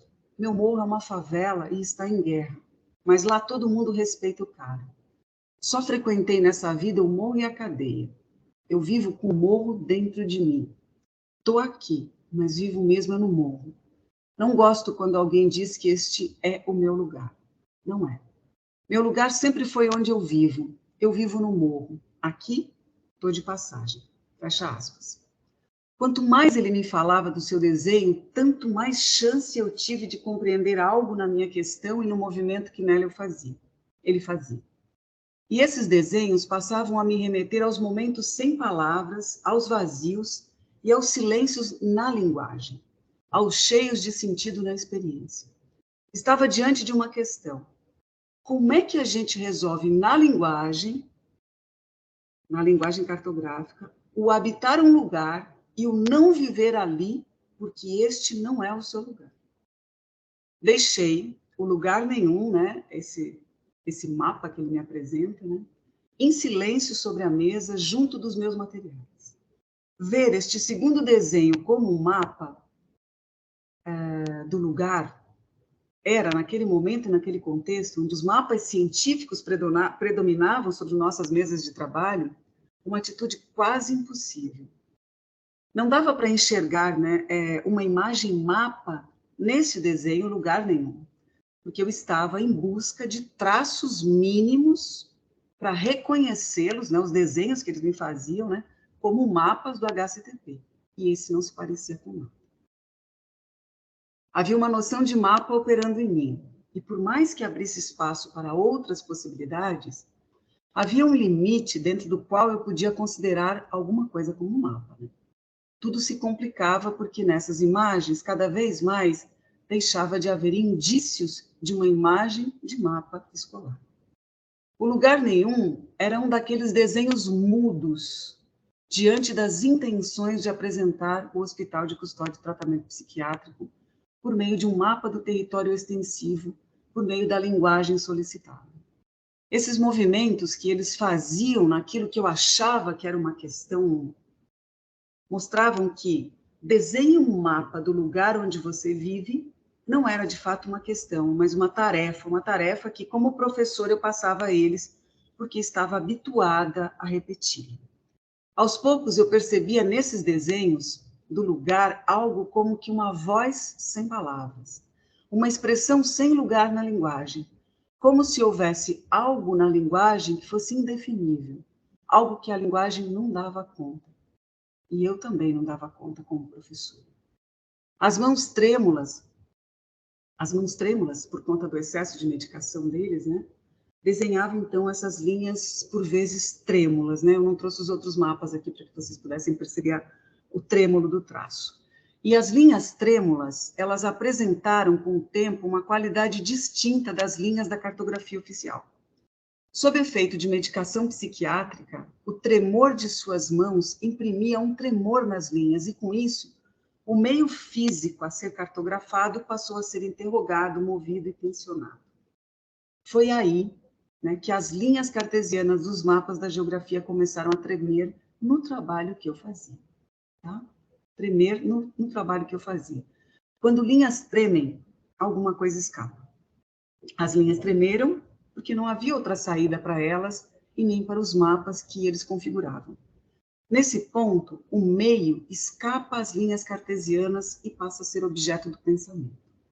Pensar um meio cartografável em sua coextensiva relação com os processos que abriga dá lugar aos universos pessoais, grupais, institucionais. Dá lugar ao inesperado, ao que não se sabe, ao que pode vir, e com isso transforma os sentidos atribuídos ao espaço, transformando o próprio espaço e a linguagem que lhes dá expressão. Tristezas e alegrias se misturavam a essas linhas, e esses encontros se davam a propósito de algo muito concreto. Nós estávamos trabalhando com os mapas oficiais sobre a mesa. Pode passar o terceiro e último, Ana. O mapa acima, esse que vocês estão vendo, ele é resultado da sobreposição das figuras 1 e 2, e com isso permite ver, num lance de olhar, as duas coisas. Esses dois mapas podem ser tomados como os polos entre os quais se produz um exercício do pensamento. De um lado, o cumprimento difícil, demorado, travado de uma tarefa, e do outro, a apresentação de um esquema intensivo, a propósito da figuração do que seria o meu lugar. Figura 3, então, ela traz para o plano da visualidade, ou seja, para o plano onde a cartografia oficial se faz, o espaço expresso por aquele participante das oficinas. Espaço expresso nos silêncios e incômodos, nas falas e traçados, nas possibilidades e impossibilidades de representá-lo com signos disponíveis na cartografia habitual, aquela que visa comunicar algo. No entanto, os 3 mapas, então, que eu trouxe a essa reflexão, eles não estão a comunicar o espaço tal qual os mapas oficiais. E eu quero deixar bem claro aqui que esse trabalho e a perspectiva de apresentar esses desenhos como mapa não é uma luta contra a cartografia oficial, né? Na real, é um combate com ela, dizendo, nas suas linhas, há outras linhas que podem e devem ser atravessadas. Então, esses 3 mapas trazidos para essa reflexão, eles não estão a comunicar o espaço tal qual a gente conhece e reconhece pelos mapas oficiais, né? O lugar onde se vive, mas sim eles estão a dar a expressão ao espaço como algo, às vezes, incomunicável, como uma experiência espacial para a qual ainda não há uma linguagem pronta, dada, e por isso a gente precisa trabalhar na perspectiva de produzir uma linguagem que dê expressão a esses espaços de atravessamento, né? Porque não há uma linguagem dada para isso. A linguagem está aí, mas é preciso tensioná-la, e na tensão aparece sempre alguma coisa que é da ordem do inesperado para a gente. Uma experiência tão intensa, uma experiência intensiva, que força a linguagem a ser outra, né? Múltipla, para dar expressão à voz desse paciente interno quando ele diz: isso não é o meu lugar, né? Como é que a gente respeita essa diversidade, essa diferença de voz, né? Trazendo à tona um lugar que não é o lugar tal qual a gente está habituado a lidar. Eu vou fechar com umas palavras que eu gosto de repetir a respeito do uso das linguagens na educação geográfica. Palavras inspiradas num texto bem batido, mas há coisas batidas que funcionam para uns de nós e não para outros, né? Esse é um texto que funciona para mim, que é um texto da Gisele Girardi, do Venceslau Machado de Oliveira Júnior, né? Que são parceiros da rede de pesquisa, e que é um texto 2011, talvez, que diz, né, sobre o uso das diferentes linguagens no ensino de geografia. E eles falam que as linguagens servem também para ampliar os nossos mundos, e elas não poderiam funcionar apenas como ilustradora de um mundo, né? E a tensão que eles colocam nesse texto e a tensão, de novo, né? Ela não é nunca contra, mas ela é sempre dizendo assim, ó, há algo mais, certo? Então, há algo mais, assim. Eu posso usar as linguagens, né, as diferentes linguagens, para ilustrar, né, mas eu posso trabalhar numa outra perspectiva, que é a linguagem como produtora de mundos, né, reforçando eles dizem, né, que elas não poderiam funcionar apenas como ilustradora, né? Talvez, como é que a gente entende isso? Se a gente pegar as imagens, por exemplo, no livro didático, a gente percebe as imagens ali que elas estão sempre em prol, né, em benefício de um conteúdo que vem antes, depois, durante ou ao lado, né? E ela funciona só nesse sentido, né, de ilustrar algo que já foi dito, né? Aqui a gente está tentando se afastar um pouco com a pegada da proposição da Girardi e do Venceslau, né? Nós podemos avançar na problematização do tema das diferentes linguagens no ensino de geografia, tratando as linguagens, então, não somente como componentes do ato comunicativo, né? Ou ilustrativo, né? Ou criativo, como eles chamam, né? Mas também, sobretudo, como viabilizadoras de novas produções de mundo, né? Ou seja, como que essa imagem que a gente está vendo agora, ela é produtora de um mundo, né? Ela produz um lugar, né? Ela perfura um lugar. Então, abordar as diferentes linguagens é entendê-las também não estritamente como elemento de um processo de comunicação, mas como fundamento de um processo de criação, de produção de pensamentos sobre o espaço e de produção de variação nas linguagens, né? Nesse caso, a linguagem cartográfica, né?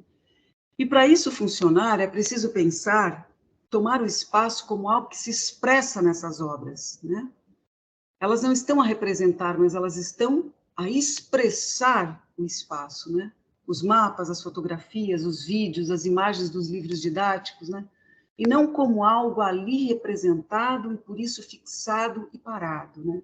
Todas as linguagens são moventes, mas há uma insistência didática em trabalhar as linguagens como não moventes, né? Como fixas, como estáticas, como comunicadoras de um conteúdo, né? Apenas.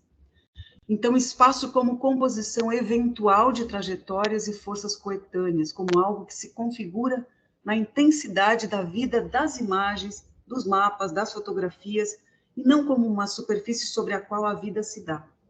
Por isso, as linguagens como forças vivas de fazer novas composições, sinalizadoras dessa componente intensiva do espaço.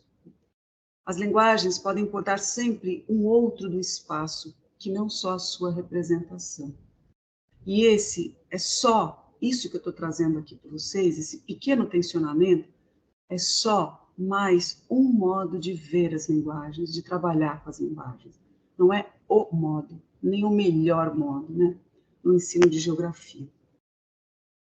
Eu vou trazer aqui, quase para finalizar, falta uma pagininha, tá, Ana? Um trecho da Bell Hooks, que morreu recentemente, que ela diz assim, ó, com relação às imagens. Eu não só vou olhar, eu quero que o meu olhar mude a realidade. Mudar a forma como vemos as imagens, e eu diria as linguagens, é claramente uma maneira de mudar o mundo, né? E de mudar o nosso mundo. Eu sugiro para a gente, assim como o professor Jane sugeriu alguns textos, né, para a continuidade desse pequeno fragmento que eu coloco aqui, três textos, três materiais, né? O texto de onde eu tiro esse extrato, né, que não é o da minha tese, mas é do artigo que foi publicado no IMPEG, que é o texto que chama Habito, mas não vivo aqui, Multiplicidade de Linguagens e Saberes Geográficos. Ele está publicado na Revista Brasileira de Educação Geográfica, né, como um dossiê de todo o IMPEG, né, daquele ano. O último livro, eu sugiro também o último livro da rede de pesquisa, né, Imagem, Geografia e Educação. O último livro chama Pegadas das Imagens na Imaginação Geográfica, Pesquisas, Experimentações e Práticas Educativas. Esse livro ele dá um contexto para essa fala também, e um texto que eu publiquei com o meu aluno, que chama Uma Rede Jogada no Mar, Experiências com Imagens da Globalização, e que foi publicado naquela revista Geograficidade. Então, esses três materiais, eles dão um pouco mais de consistência e eles desdobram, né, esse fragmento que eu estou trazendo aqui. Eu acho que com essa historinha, eu conto um pouco de mim. Eu acho que eu falo mais de mim do que da própria linguagem, mas do modo como eu entro, né, e me componho no trabalho com as diferentes linguagens, ou com as múltiplas linguagens, ou com a multiplicidade das linguagens, né? Então, eu acho que essa historinha que eu conto, ela é um pouco de mim, do meu modo de fazer, que é sempre atento aos detalhes.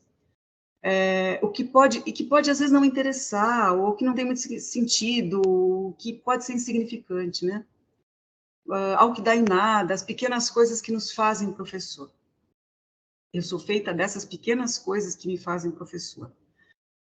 Dessas pequenas coisas que eu vou catando ao longo dos trabalhos de ensino, pesquisa e, sobretudo, dos de extensão, que é onde eu me realizo bastante, que é quando eu vou para esses lugares muito distantes da academia, né? Desses que a gente está acostumado a conversar com parceiros, não é numa mesma língua, vamos dizer, num geografês, né? E quando a gente vai para um contexto bem diferenciado, a gente tem que deixar e abandonar um pouco a língua. Então, os programas de extensão, eles dão essa chance para a gente, né? E eu gosto muito de coletar esses detalhes dessas participações. Então, eu sou feita dessas pequenas coisas que me fazem professora, e eu fico me perguntando, né, quais são os detalhes que te atravessam e te fazem professora, ou te fazem estudante, ou te fazem pesquisador, né?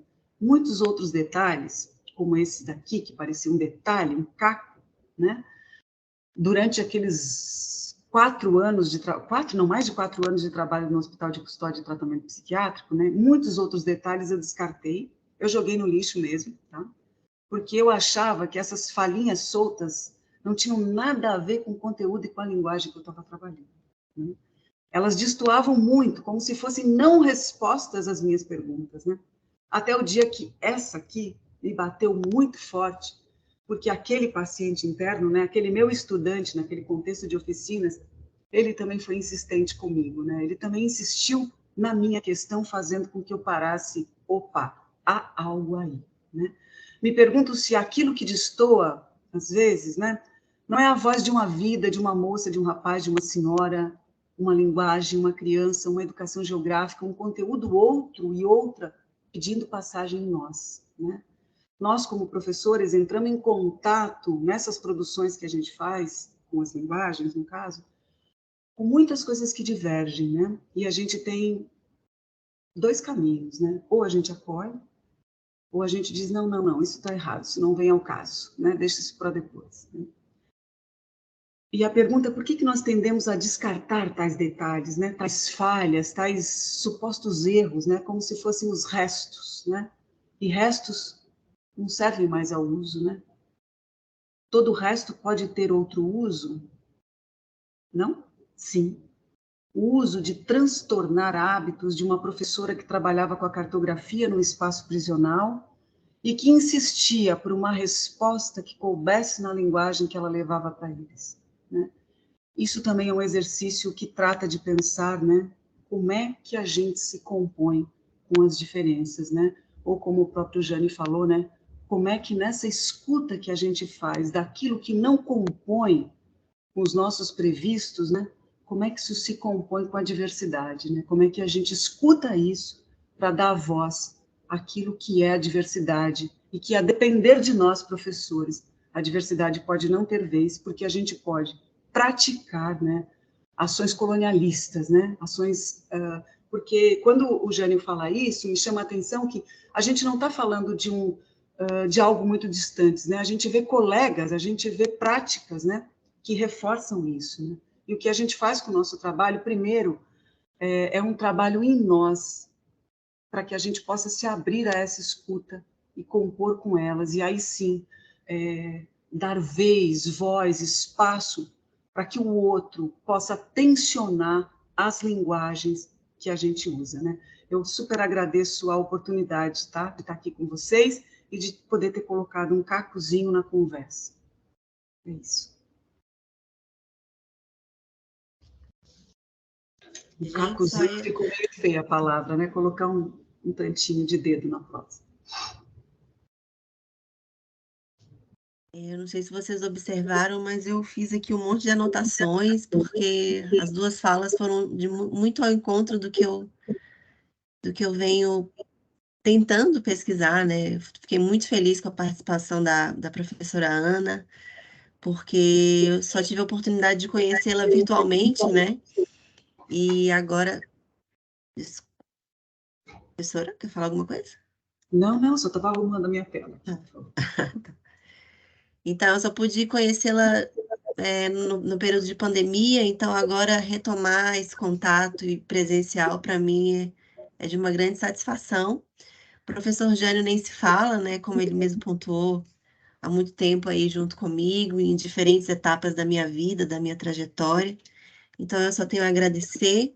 Eu acho que agora a gente pode abrir para algumas considerações finais, algumas perguntas, né? Eu tenho aqui 3 perguntas selecionadas, que eu copiei do chat. Jânio, quer falar alguma coisa? Levantou a mãozinha? Não? Não, eu pensei que tranquilo. Tá. Então, eu vou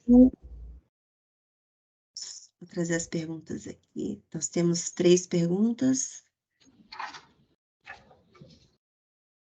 Na verdade, 2 perguntas. Isso. Então, professor Jânio, boa noite. O senhor considera que a postura do professor, professora de geografia, diante das múltiplas possibilidades da geografia cultural nos espaços educacionais ainda é tímida? É uma pergunta da Grace para o professor Jânio. Se a professora Ana também quiser responder, se sentir à vontade.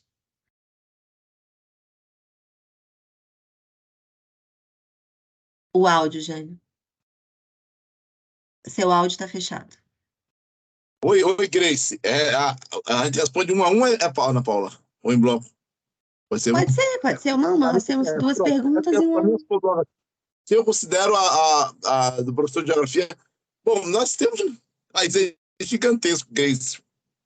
Claro que alguns professores, né, há professores que trabalham com questões relacionadas à geografia cultural, nos espaços educacionais, há pessoas que fazem atividades interessantes, envolvendo geografia cultural, mas de forma geral eu considero muito tímida ainda. Até mesmo, Grace, por uma questão de, muitas vezes, muitas pessoas desconhecem o potencial da geografia cultural. Eu já vi colegas fazendo críticas ao diálogo entre geografia e literatura, mas que nunca leram uma linha sobre essa perspectiva dialógica, as perspectivas dialógicas entre geografia e literatura. Então, muitas vezes, as pessoas desconhecem esse olhar, né? essas abordagens. Né? Uns desconhecem, outros, questão de informação, meio falta de informação, outros que não querem mesmo. Há colegas que acham que a única visão, a única forma de se trabalhar na geografia, ou a única forma de se olhar a geografia é na perspectiva marxista, que é muito importante, mas que é insuficiente para determinadas leituras da nossa realidade. Né? Por exemplo, eu sempre cito um exemplo da seguinte natureza.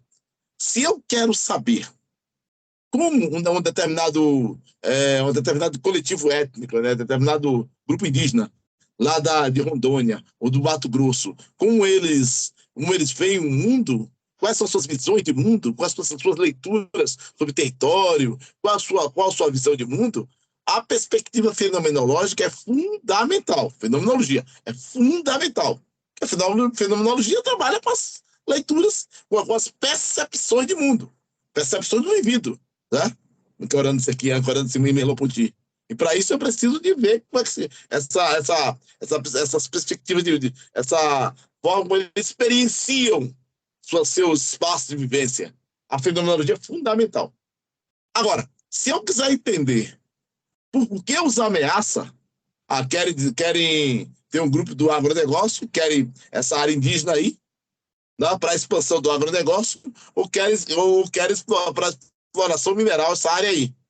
Por trás desse pessoal da exploração mineral tem uma mineradora europeia, tem uma mineradora americana, tem um alto investidor brasileiro aí. Isso aí, alto investidor, mineração, sei lá o quê, isso aí eu estou falando de ciclos do capital. A perspectiva fenomenológica não vai dar conta disso. A perspectiva marxista, para trabalhar essa ideia do capital e suas formas de forma de reprodução do capital, né, a perspectiva marxista é fundamental para essa questão aí. Então, portanto, são complementares. Agora, eu quero compreender como esse pessoal produz saberes de fazeres, a cultura, a geografia cultural é fundamental. Então, eu posso trabalhar com contribuições da geografia cultural, da fenomenologia, da perspectiva crítico-marxista, né, para análise de determinadas questões geográficas tranquilamente. Agora, o que acontece é que, muitas vezes, o cidadão se fecha Porque você está acostumado a ouvir apenas um discurso, enquanto você escuta falar questões identitárias. Eu já vi um colega de geografia falar aí, professor, esse negócio desse identitarismo aí que se fala, igual meu colega, eu não trabalho com identitarismo. Se você falar expressões identitárias, aí é outra coisa. Quando você fala identitarismo, você tá trazendo uma visão preconceituosa, que é muito complicada. Outro dia eu vi uma cidadã, que é o seguinte, tomando um cafezinho aqui para acender mais as ideias. Uma cidadã que trouxe a seguinte questão. Ela, professor, esse negócio de que mulher, né, não nasce mulher, mulher se forma mulher, eu acho complicado. Uma vertente religiosa lá que trouxe essa discussão. Em qualquer lugar, mulher nasce mulher, o sentido biológico da mulher. Eu digo, sim, você está falando sentido biológico, né? Eu estou falando de gênero com construção social. Tu está falando tudo isso para chegar em Simone de Beauvoir, né? Aquela discussão da abordagem. Você lê o quê de Simone de Beauvoir falar isso aí? Eu nunca li, não. É igual o pessoal que critica Paulo Freire. Nunca leu uma linha de Paulo Freire e critica o cara. Outro dia eu chamei a atenção de um sobre essa questão. Aí eu falei com ela, tá bom. Você, um debate que eu participei essa senhora, né? E ela foi de carro, eu falei com ela, você veio para aqui de carro, não foi?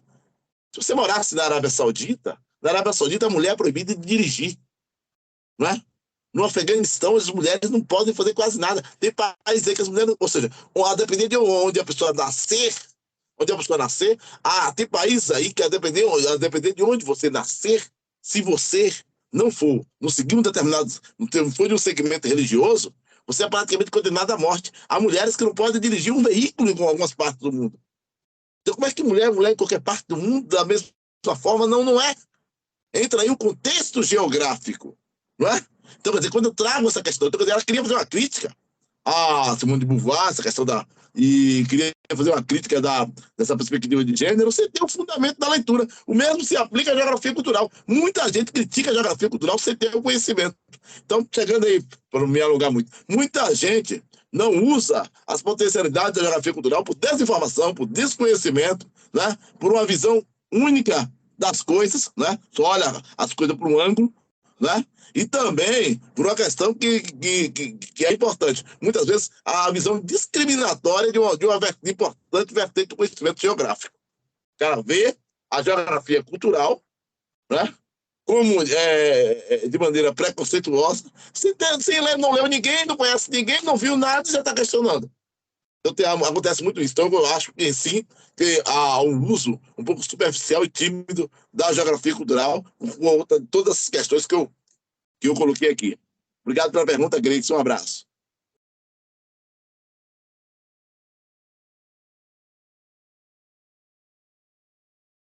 Paula? Opa, me desculpa. Temos mais uma pergunta, então, para o professor Jânio. Uma pergunta da professora Rosa.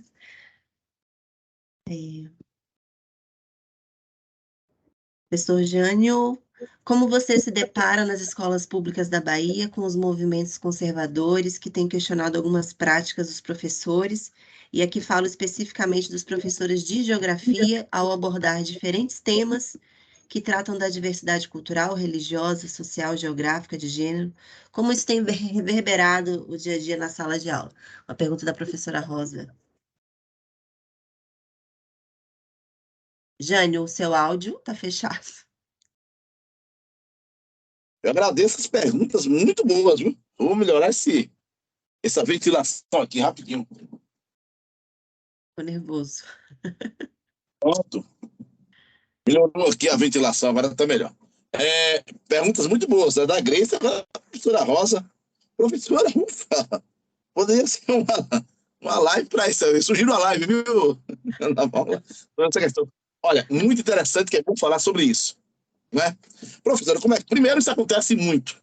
Hoje, esse discurso relacionado à extrema-direita, racista, colonialista, preconceituoso das escolas é muito forte. E o que é curioso é que o que eu falo, professora, é que acontece aqui na Bahia no Recôncavo Baiano. Eu moro no Recôncavo Baiano. O Recôncavo Baiano é a região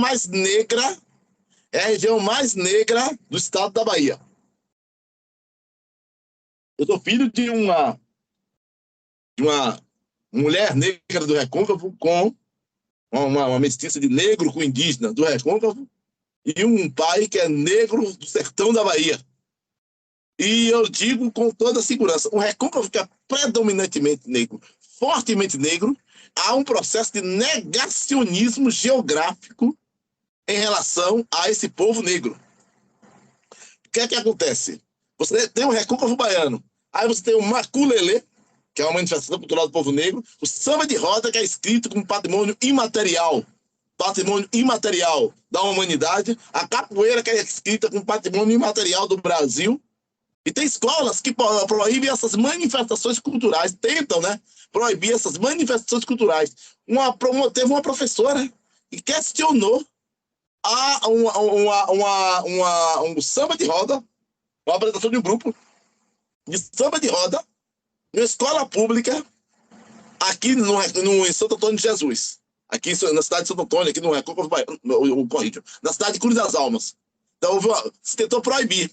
Só que depois eu descobri que essa mesma escola teve uma festa do Halloween. Teve uma festa do Halloween. Então, é um absurdo total. Onde entra o Halloween, não entra o meu entorno, as manifestações culturais do patrimônio imaterial do meu entorno geográfico.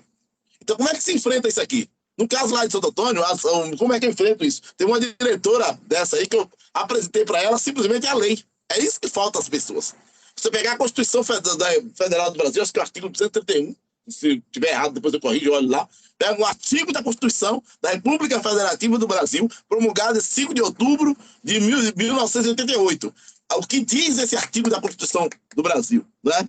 Então, você mostrar para esse pessoal, olha aqui, o respeito à nossa diversidade etnográfica, ao patrimônio cultural do povo negro, povo indígena e das nossas origens europeias. Essa diversidade da nossa tríade etnográfica tem que ser respeitada nos espaços educacionais. Primeiro, mostrar a Constituição. Aí, segundo, mostrar o Plano Nacional de Cultura, aprovado no Congresso Nacional no ano de 2006, né, dos 5, 6, foi 2005, 6. O Plano Nacional de Cultura está aí na internet, qualquer um pode baixar. 2 documentos institucionais extremamente importantes. Primeiro, o macro, que é a Constituição Federal do Brasil. Você mostra lá para a pessoa, aqui está a Constituição.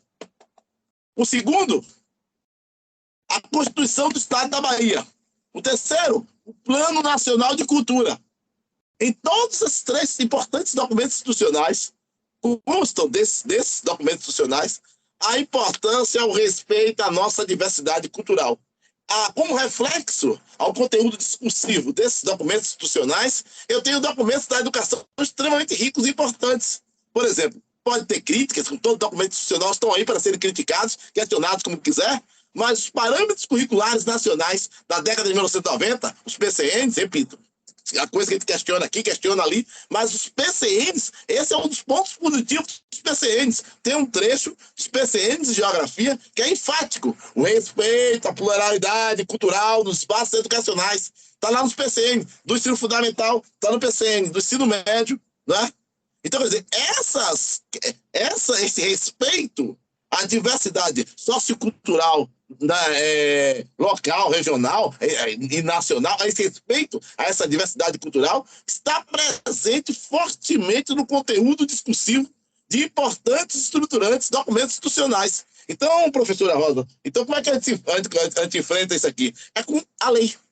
Olha, senhora diretora, eu sou de um segmento religioso tal, não acredito nisso. A senhora não acredita, mas a senhora está à frente de uma escola, e na frente dessa escola, em um país laico, a senhora não pode colocar aqui na escola a sua visão religiosa, as suas preferências religiosas ou políticos, sociopolíticas, ideológicas. A senhora tem que chegar aqui e trabalhar respeitando os documentos institucionais que dão lastro à arguição do que eu estou lhe dizendo.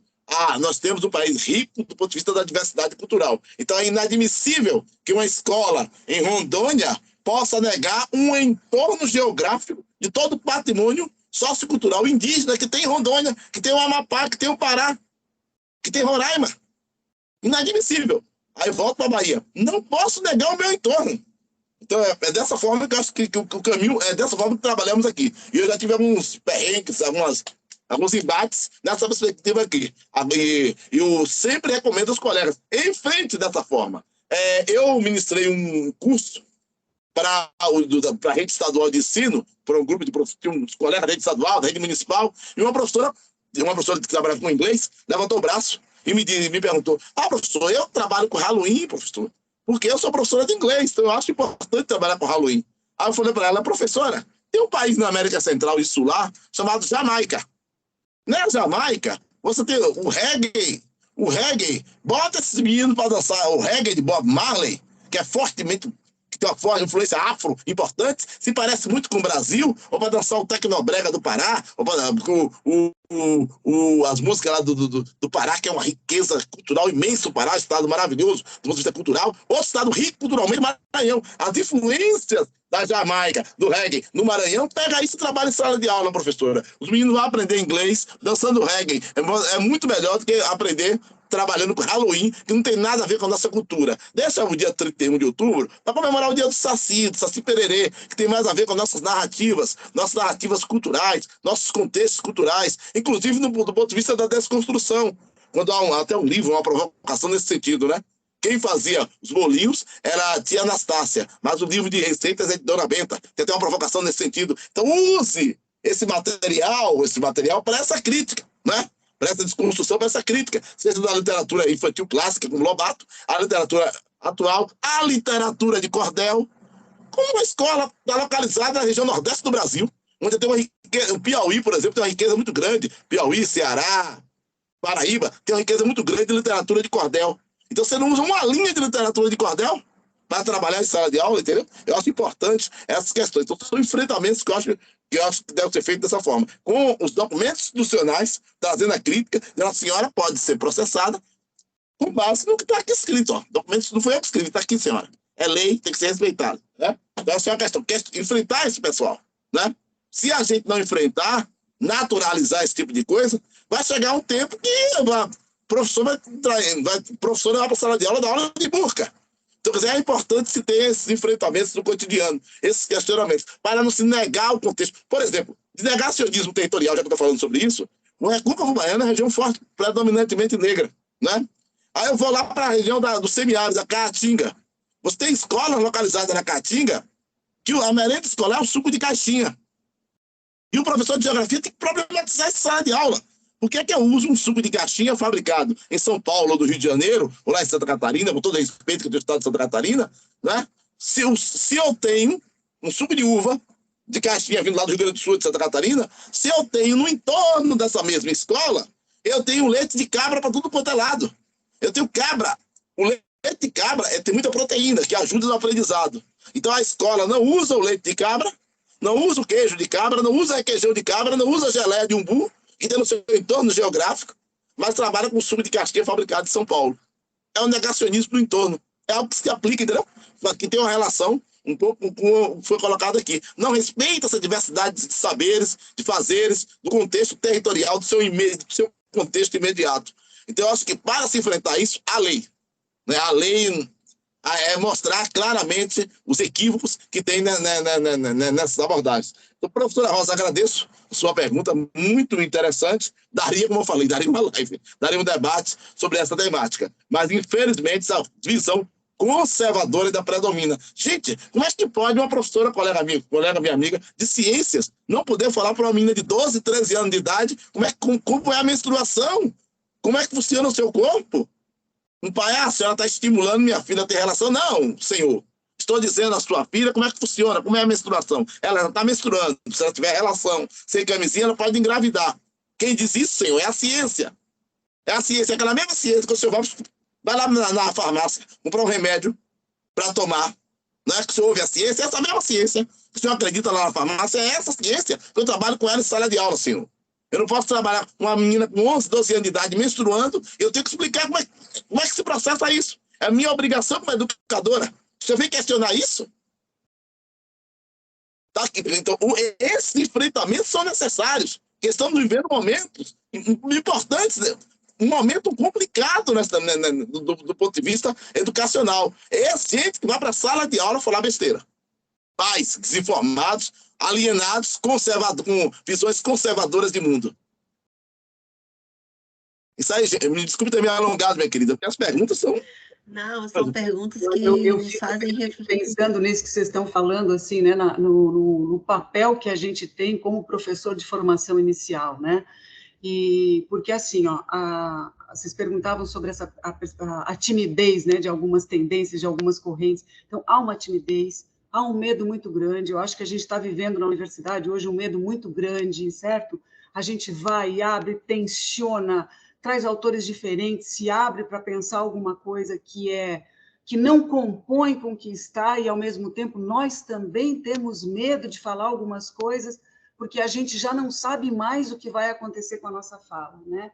Então, eu acho que a gente está vivendo um dos momentos, um momento muito difícil de trabalhar a formação inicial, porque é hora de a gente olhar para tudo isso e experimentar essas coisas na universidade, para que esse professor lá da escola tenha condições e força para enfrentar o que ele tem que enfrentar, né? E para falar das coisas que devem ser faladas no momento. Mas eu não sei, eu acho que tem um medo nos rondando muito grande e que deixando algumas práticas nossas se tornarem tímidas mesmo, ficarem numa timidez, certo? Dada esses medos, né? E, bom, é um pouco isso. Bom, professora Rosa, quer fazer algum comentário? Eu acho que Não, em função do tempo. Não, eu estava escrevendo no chat aqui, pegando um pouco a palavra que a Ana acabou de dizer, assim, dessa coisa, assim, desse período um pouco desmotivador que a gente tem vivido, assim, né, Ana? E aí eu dizia para ela, assim, coloquei ele no chat, né?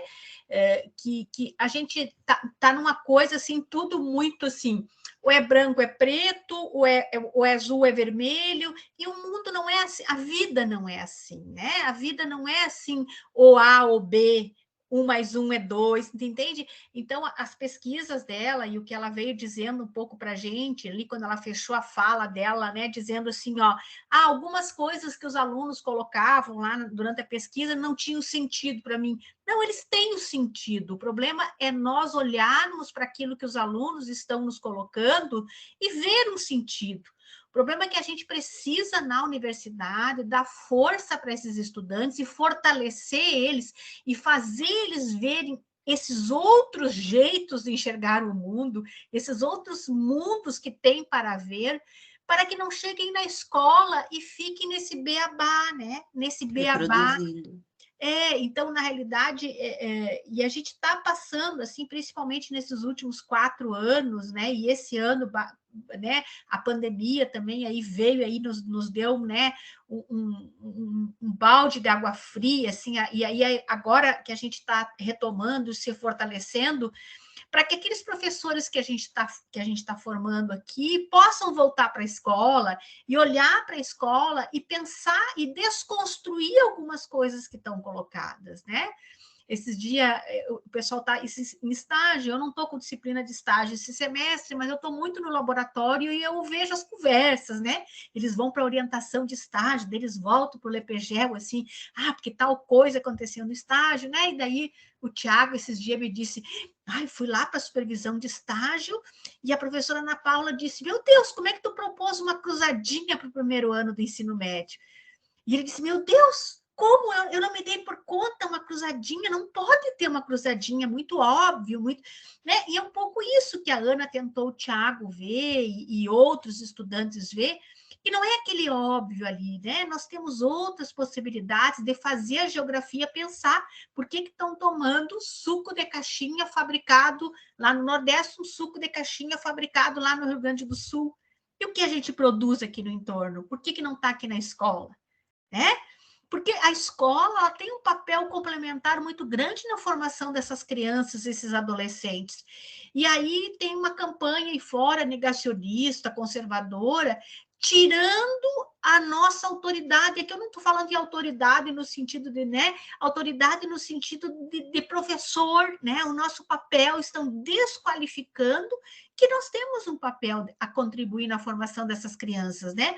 E pensar que eles têm que ver na sala de aula uma geografia que tenha relação com a vida deles, porque senão eles vão estudar uma geografia sem cor, uma geografia sem sabor, uma geografia, e eles vão chegar lá fora e não vão conseguir conectar a geografia da sala de aula com a geografia da vida. Aí ela não tem sentido.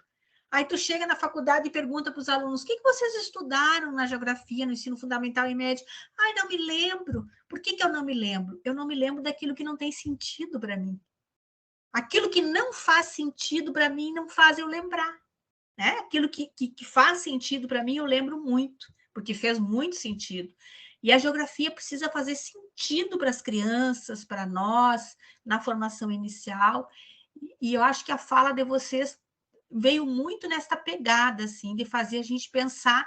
E como disse a Ana, a gente poder pegar essa gravação aqui, lá, e levar para uma sala de aula, e daqui a pouco dizer para os meninos aí, para as meninas, né? Olha aqui, ó, como que a gente pode trabalhar a geografia, quais as possibilidades que nós temos na geografia, tá? Então, acho que é isso. Só não vou ficar tomando o tempo de vocês aqui. Obrigada, professora Rosa, Ana Maria, Jânio. Eu acho que em função do tempo, né, do horário, a gente já pode ir caminhando, finalizando, né? Eu quero agradecer aqui a participação do Aislan, que entrou agora no finalzinho. Lembro dele, da UNEB. Agradecer a Simone, Tiago, Suelen pelo comentário, a Ágata. Realmente, a Ágata, a fala do professor Jânio nos faz lembrar em alguns momentos de Torto Arado. Sim, sim, né? Somos duas apaixonadas pela obra. Que bom que trouxe lembranças boas, né? Agradecer também a participação das colegas do grupo, a Kelly, a Grace, sempre presentes, né, Rosa? Sempre atuantes. Fico muito feliz, fiquei feliz, né? Tô bem satisfeita. Trouxe muita coisa que eu vou reaproveitar na minha tese, né, Rosa? Não sei se você teve essa mesma impressão, que eu fiquei feliz. Foi muito além do que eu imaginei. Então, acho que é isso, né? Obrigada a todos. O professor Jane e a professora Ana Preve querem dar uma boa noite, um tchauzinho, fiquem à vontade.